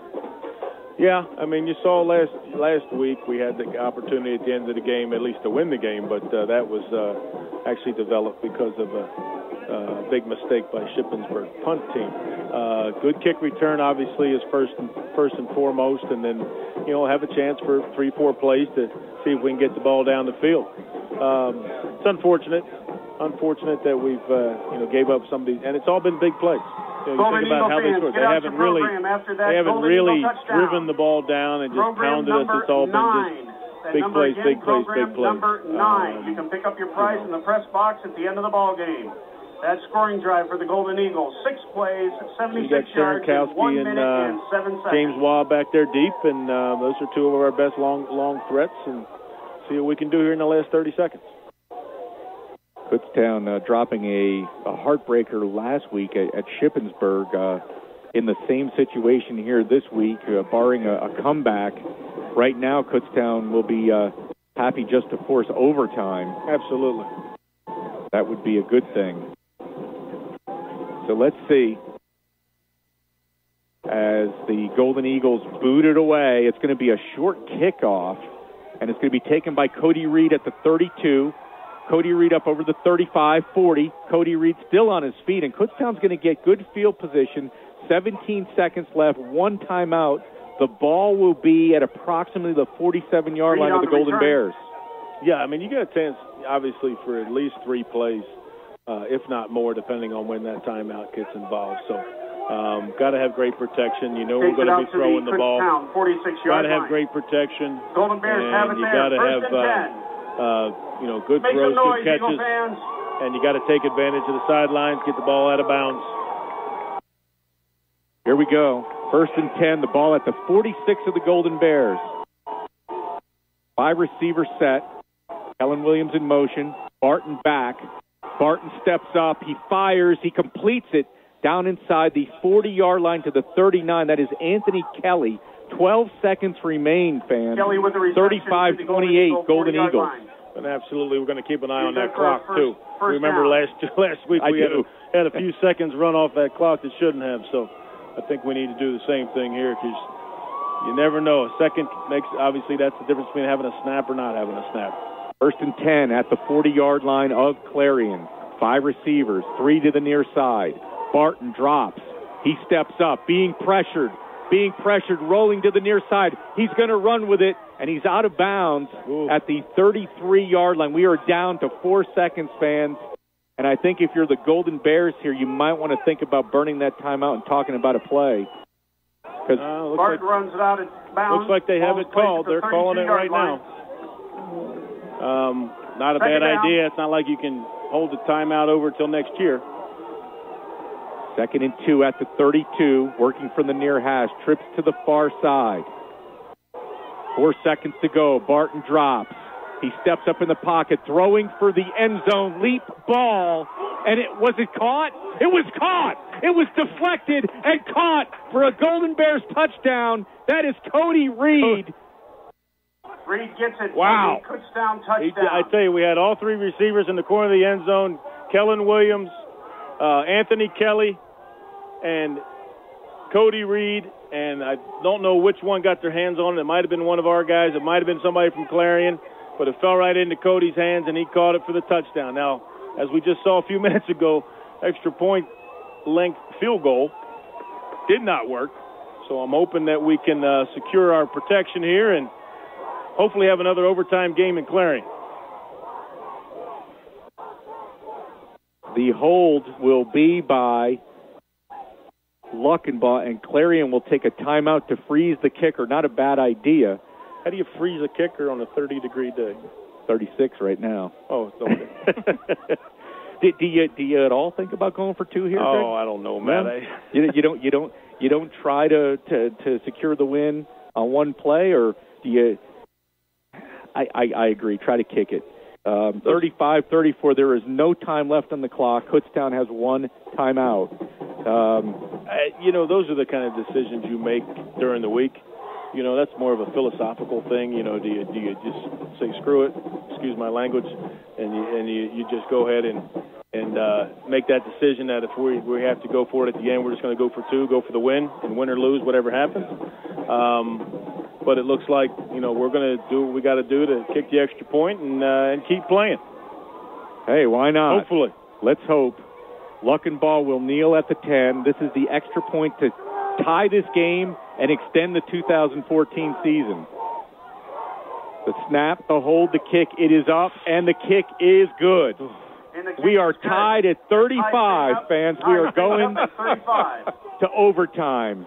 Your score, Clarion 35, Kutztown 35. You're listening to Golden Bears football on Kutztown University Radio, KUR. Show your maroon and gold pride. Be sure to check out Kutztown Athletics apparel across various outlets in Lehigh and Berks counties. KU Golden Bears gear can now be purchased at Walmart in Temple and Boscov's in Berks County and the Lehigh Valley. Also, Kutztown gear is available at the official headquarters for KU Gear, the KU Student Bookstore located on the scenic KU campus. Make sure to stock up on your maroon and gold apparel this fall and be ready for the new year. Kutztown University football on KUR is brought to you by the KU Student Bookstore. Get your official KU gear at the new KU campus store online at www.kubstore.com. We are your source for everything KU. By the John Monahan Realtors Group of Kutztown, providing the best real estate services in the surrounding area. Make your move with Monahan. And by East Penn, the home of Deca Battery in Lyon Station. Passion for power, that's East Penn Manufacturing. He's ready to go to the car. All right, we are back in Clarion Memorial Stadium. Matt Santos here along with Greg Bamberger. And a miracle on US 322 as the Golden Bears down by 7 with 24 seconds left. Cody Reed with a touchdown reception off a deflection in the far corner of the end zone. And Greg was mentioning as we came out of break, the fans are breaking out the blankets for overtime as I think several of them were ready to head for the cars and blare the heat, Greg. I think they were, but I think I see some of them getting comfortable again for at least one overtime, and hopefully that's all it is. Obviously, those of you that understand the overtime rules, the idea is you really want to go on defense first, so your offense knows what they need. So if we will call the toss. If we do win the toss, we will, would imagine, would select to go on defense, and then it would be up to Clarion to choose whether to take the ball or whatever they want to do, which I'm sure they would do. A little deja vu all over again here, Matt. We were here last year, and it did not turn out well for KU, unfortunately, but it's a different year and a different team. Yeah, something about these two teams playing at this field, it's just crazy. Just unexplainable things seem to happen at Memorial Stadium, and we are tied at 35. Of course, we're right now waiting for the officials to get things settled here for overtime. And I wish I could tell you who has momentum, Greg. I can't. It was all Clarion there, and then the Golden Bears come back down, and they were celebrating over on the track. And a good move to celebrate on the track. They didn't get a flag thrown on them at that point to put the extra point through, and we're tied at 35. Yeah, I mean, that's the first for me. I don't think I've seen, this, again, as I mentioned to you as we came out of the break, these are the two most exciting games the last 2 weeks that I've seen for Kutztown in quite a while as far as coming down to the wire. We haven't had a whole lot of those, and so it's been exciting from a fan standpoint. Hopefully those that are listening can feel our excitement, because it was like, I think Matt may have to, Matt, that's the public address. Public address. Matt may have to have his left shoulder looked at after that catch as I was pounding on his left shoulder. But we'll see. The coin toss is getting ready to go here. We'll see how the cards lay out here for the first part of overtime.